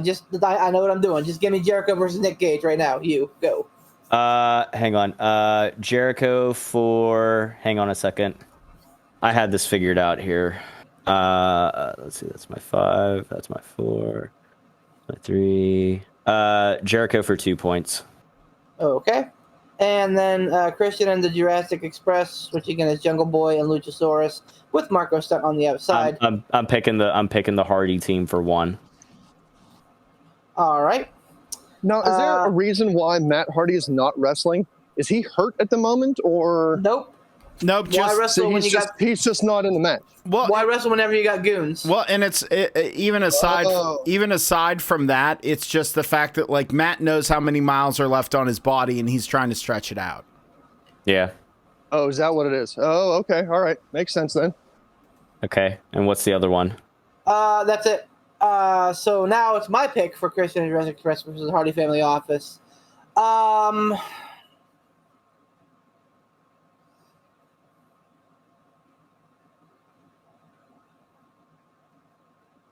Go on. Are you gonna pick? What do you got? Yeah, take it easy, man. Man, take it easy. I guess the amount of Take points it I easy. wager does not matter. It just has to be different. I'm going to go with Hardy Family Office for 2 points. Oh my. Oh crap! I'm the only one that freaking picked Jungle Boy and Christian. I don't. Yeah, but it could work out gangbusters for fair. you. And also, I don't like that our bookkeeper is also the one who's working all the angles here. Hey, man. Heavy is the Listen. hand. Listen, to be fair- after this month, when I'm in the new lair, Tom, you act like I don't keep track anyway. I keep Tiger track Bomb. right along with you, so I know the numbers. the numbers don't lie, and they spell disaster for beef at Super Brawl Saturday. Well, hey. Super To be Bowl fair, Saturday. Ransom, I Exactly. initially had this one picked as Christian and the Jurassic Express, but I'm going different from you because I know that we're probably not going to have too many different picks left. So I know that I need to make up ground somewhere. So you are forcing my hand here. So you were gonna pick them. I was, and so I'm flip flopping, probably against my better judgment. Probably just going to lose more points. But if I'm going to come and at least tie you, which does me no good really, I at least need this match. Lance Archer versus Hukilio for the IWGP US title, and Ransom, it is your pick to start with. Who are these people again? Well, Lance Archer is Lance Archer. And Hukilio is from New Japan Pro Wrestling. He's a member of the Bullet Club. I'm sorry. That was Lance Archer is Lance Archer. That was outstanding. Sorry. I mean, he's I been needed that. I needed that so badly right he's now. been around a minute. I don't think I need to. I don't think I need to extrapolate Lance Archer. Although I mean, I can if you need me to. But Oh, sweet Lance Archer bears. is Lance Archer. So good. anyway, Ransom, what's your pick here, buddy? Sorry, I was just trying to buy time. There was a shitty-looking fellow skulking around the street, and I don't know where he went, which Oh, made me a little nervous. Oh, someone's skulking. I said, did you stab him? No, I didn't. Come on, But, you like, know he wouldn't stab him. he would shoot him. Yeah, right. Yeah, you'd hear an earth-shattering kaboom. He was skulking around, and I don't. Just like standing on a, There was standing an on the corner of the earth-shattering street. Kaboom! It'll be fine. and then suddenly he was gone, and I don't know where he went, and that just made me a little nervous. But in any case, Skulkers. He's a Sounds variant. kind of sus. Move on. So anyway, yes, Ransom. Archer versus Hukilio for the IWGP US title. okay. I'm gonna say Archer because he just won that title, didn't he? He did. Yeah, I'm gonna say Archer. I don't think they're gonna flip-flop it. But then again, could be wrong. Who knows? I'm still not resigned to the fact that I'm going to win this title. I still feel like I'm a one-and-done champion. So I say, screw it. I'm more interested in where the Skulker guy went than in the picks at the moment. So I'm going to say Archer with whatever my lowest point left is. That would be 3, sir. Good Tom. enough. Archer for what did I can't remember how many points I have left. I put You have- 5 on. you have I 3 put and 5. 4 left. Oh, I have 3 and 4 left. All Okay, right. so Yes, that's 3 and 4. Yep. 3 and 4. Okay, so Archer for 3.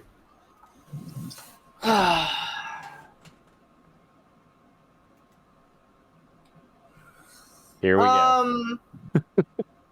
No, I'm just trying to. I think I'm screwed. Is what I think. I'm gonna pick Archer for 3 points. Poot. Archer for 4. It just doesn't make sense to take the title off him already. No. Unless they're doing something wacky. But I mean, Hukilio would not be the fucking guy to get wacky with it. So No. it would be like some other Bullet Club guy. Finally, we are wrapping up with the Elite, which is Kenny Omega and the Young Bucks and the Good Brothers versus Hangman, Dark Order, again Uno, Grayson, Reynolds, and Silver. If Hangman and the Dark Order win, they get title shots. If they lose, they do not. Tom. Hangman and Crew for my 4 points or whatever is left. Hangman and Dark Order for 5 on me. Poot. Hangman and Dark Order for whatever I have left. 2. Ransom. Pardon me. I was saving my fiver for this one. I feel like it's Adam Page's time to take that title off of Kenny Omega. Adam Page and Dark Order for 5. All right. There you go. Fighter Fest is picked. Yes, sir. Okay, I was going to say, could you give a recap since I had fucking faffery about that I didn't really get to be here for. You guys have no 50% of idea that. how happy I am that faff and faffery has become part of the regular lexicon of us. It's part of my regular. It's our zeitgeist now. It's part of my daily colloquial now. Yay! All these words. I'm so happy. All right, go on. So we're all picking FTR. I have 1, Poot has 3, Ransom has 1, Tom has 5. We're all picking Jericho. 4 for me, 5 for Poot, 4 for Ransom, 2 for Tom. Poot, myself, and Tom are all picking the Hardy Family Office for 2 for me, 1 for the other 2 of you. Ransom picking Christian and Jurassic Express for 2 points. And Archer across the board. Everybody has 3, but Poot, who has 4. And Hangman and Dark Order across the board. 5 for me, 2 for Poot, 5 for Ransom, 4 for Tom. Thank you. Appreciate that. That is your fight for the Fallen picks. So I am mathematically eliminated from winning, as is everybody else on the podcast. So congratulations, Ransom. Beat Bob Gray. That's the goal now, is to beat Bob Gray. Please, for the love of God. Why are you mathematically eliminated? Because the best I can do is tie you. Oh, really? Yeah, and I can't get close. Yeah, and I'm definitely not getting You're close. sitting at 63, I'm at 62, and the only match we picked different was Christian versus HFO, and you only put 2 points on it. So here's the other thing. What's now? And I'm not trying to be tinfoil hat, but I'm gonna have my Alex Jones moment. What's the over under? What's the over under on Ransom working with Bob Gray so that Bob Gray gets that Bob Gray belt? Bob Gray.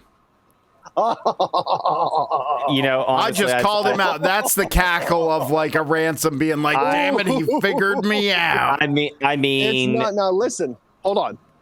I want to say this.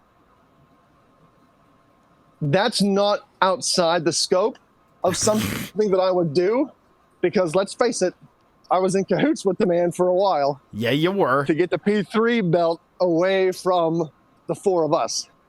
Or the Cruiserweight title, away from the 4 of us.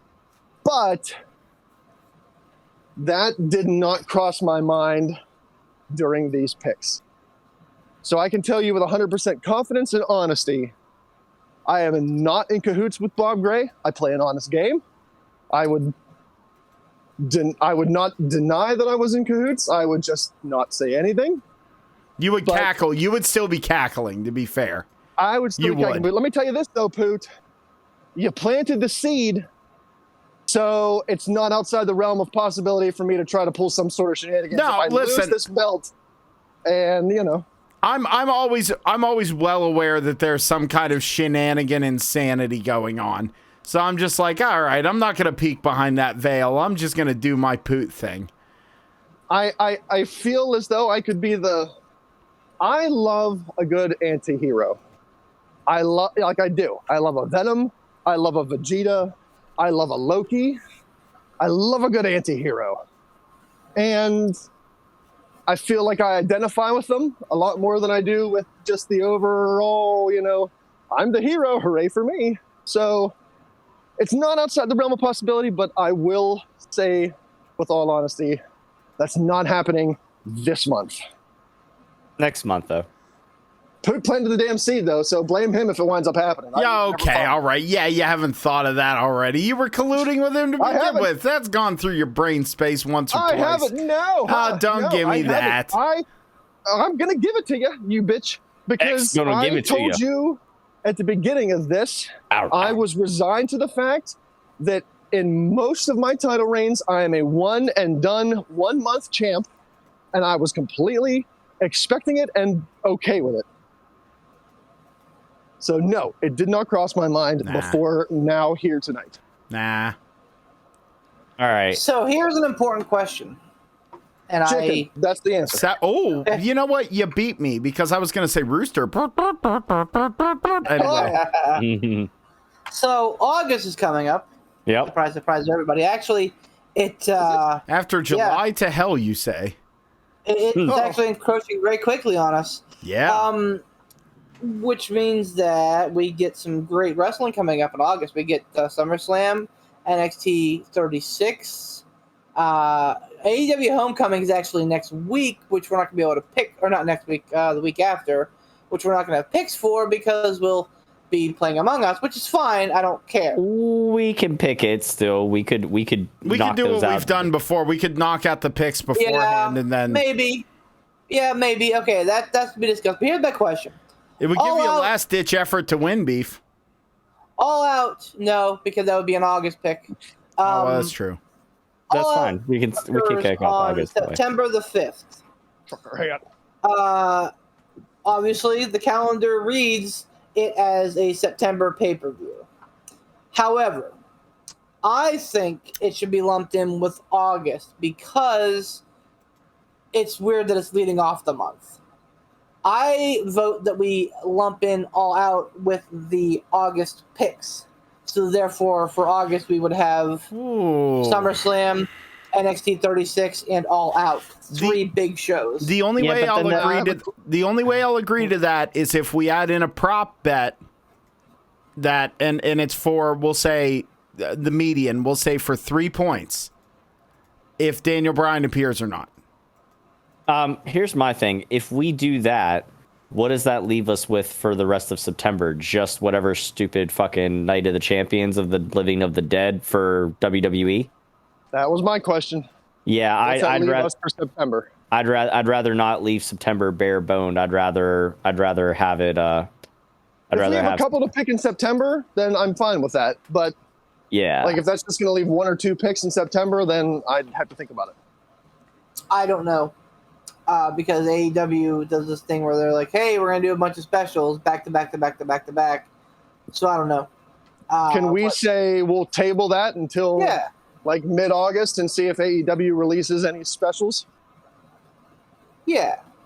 I mean, fuck, if we have to, we could throw in, even though that nobody watches it, we could throw in a fucking Impact pay-per-view. I don't care. I'd much rather go big on like the big wrestling months and have like April and August be like mega picks, and then have like a lean month here and there where we only have one show to pick from. I see what you're saying on that. That is a good point. All right, we'll table the discussion. We'll figure it out. Yeah, so fans listening at home, we'll get back to you on that. So if you're in the August pool, Pat, Denny, Dave, and quote unquote Bob Gray. Allegedly Bob Gray. If you guys want to be included, that's his new name. You'll have to. That's his moniker now. With like when it appears on the top. I'm gonna have Poot the Bard, and I'm gonna have my alter ego, the yang to my yin.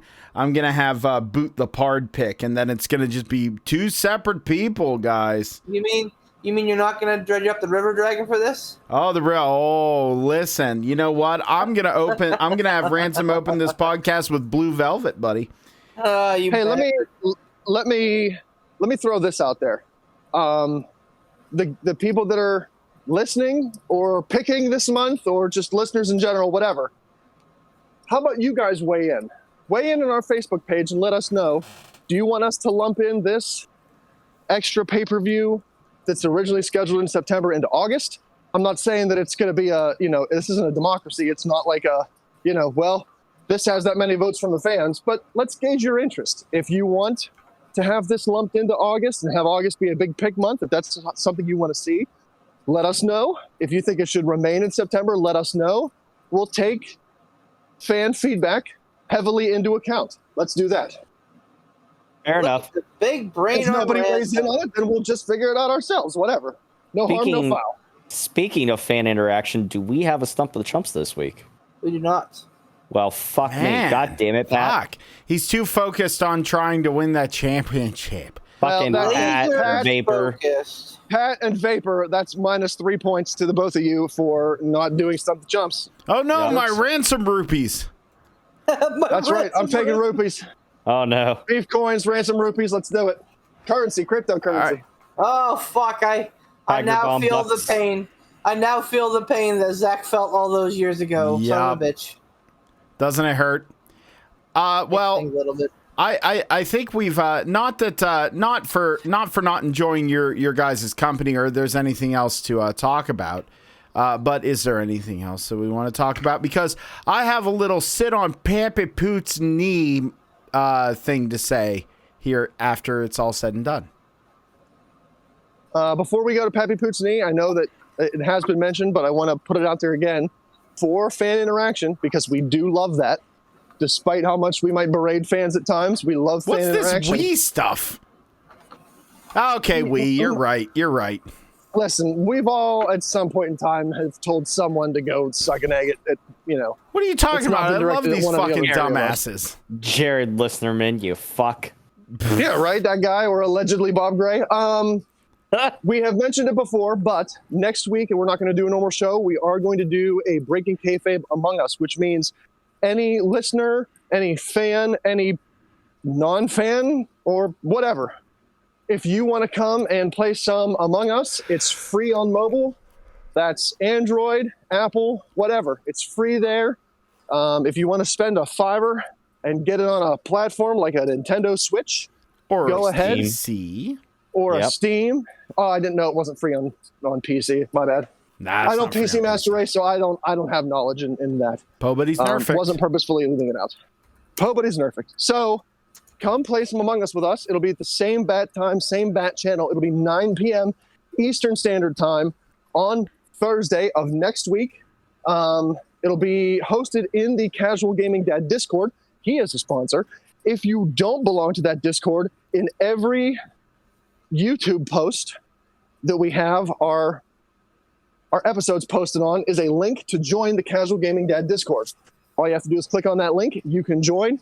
We all meet up there. We jump in. We play some Among Us. We lie to each other. And it really helps to build trust amongst friends when it becomes easier and easier to lie to each other. So come have some fun with us. It's going to get wacky. I've got some wackiness planned. I've said it before. I'm going to say it again. I'm going to plug it again. We're going to do not every match, but there are going to be some matches. It's hosted in the Casual Gaming Dad Discord, but the Mad King, Ransom the Madman, Trucker Hat Ransom, is going to be in charge of the room. So, yeah, there are going to be a few matches where things get real wacky and real out there, so you don't want to miss it. It's going to be a honking good time, Trucker Hat. I'm done. I'm ready to sit on Poot's knee. Giggity. It's not so much that. It was just I was amongst other things that starting a new job and moving forward and doing different things and everything. I just wanted to say, I think back to about a year ago when things were dark for old Pappy Poot. And I look at a year later and I'm like, wow, things are good. And one of the things that was great was these 3 other dum-dums that I do this dumb podcast for you dumb listeners. Oh, see, there it was. I insulted the listeners. Damn it. I insulted them. And I just wanted to say thank you. That's it. Not going to go on some big, long pontification. I just wanted to say thank you. Appreciate it. Oh, nice. Yeah, there you go. That's really all it was. Now go along and play, you scamps. There was a lot of anger and vitriol in this podcast, but you know what? I will say this. Leave it to Poot, ever the optimist, to end this podcast on such a high, happy, and loving note. Yeah. You never disappoint, my boy. Oh, thank you, buddy. I try. But on that note, let's burrito this sumbitch. Anyway, thank you, folks, very much for listening to the P3 podcast. We appreciate it. We want to thank our sponsors. Ready? Here we go. Mr. Tiger. Uppercut. Bomb Tom and his page, Casual Gaming Dad. And make sure you join the Casual Gaming Dad Discord for that Among Us that we're going to be doing next Thursday, or this coming Thursday. I got to think in the future. It's going to be a lot of fun. We're going to be bending the knee to the rules of the Mad King himself. And I'm excited to see what insanity he has ready for us. I can't wait for the line. I'm going to get all tuned up. It's going to be a lot of fun. I hope you all are tuned up and ready to go as well. And like he said, free 99 on mobile. If you don't have any other platforms, you don't want to drop that $5, that's okay. We understand. Join us regardless for Among Us. We also want to thank Gould Gaming, who carries all the Casual Gaming Dad merchandise, which is all wonderful, by the way, and very modestly priced. So make sure you check that out as well. And you can pick up your own P3 podcast shirt over there as well and represent the dum-dums ourselves. That is gouldgaming.com, and just search on Casual Gaming Dad. We also want to thank Sean Tischler and his work with IWC and independent wrestling in the Central Pennsylvania community. Really excited to get out and see. We need to make that happen here, fellers, whenever it all starts going more and more and more. We need to make that happen, because I'll tell you what, seeing the joy in a young Ransom's eyes at his first independent wrestling show was something that I'll never forget, and I'll treasure in my heart forever and ever. That was and my ever. first show. That was my first show as well, too. And it was Tom's first show, too. Boy, Yes. howdy, it was great. Beef and I felt like proud pappy parents. It was great.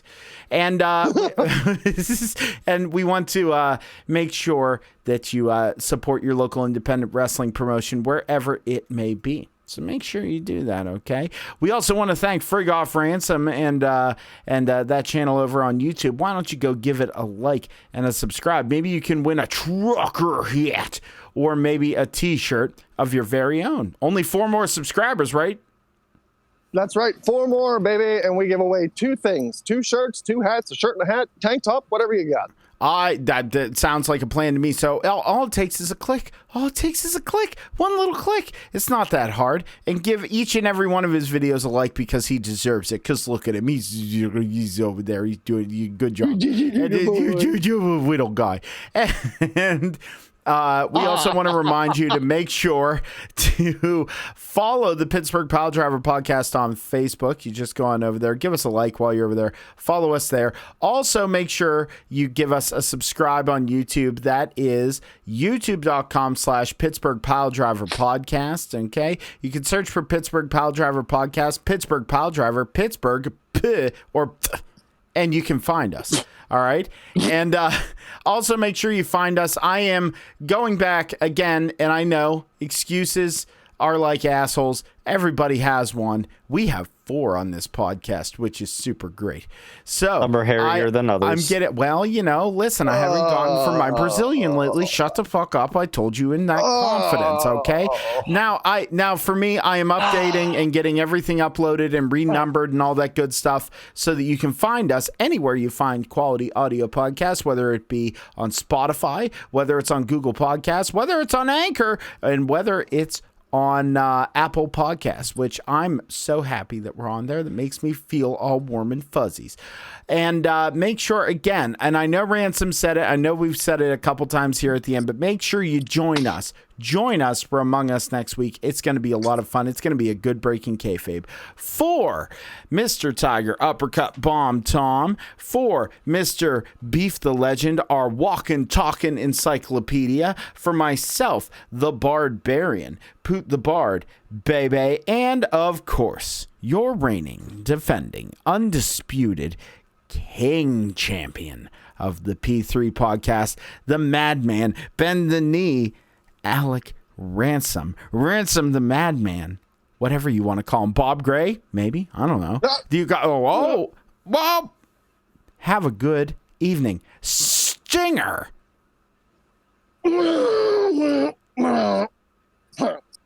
Oh, Tony Clifton's alive. my nose.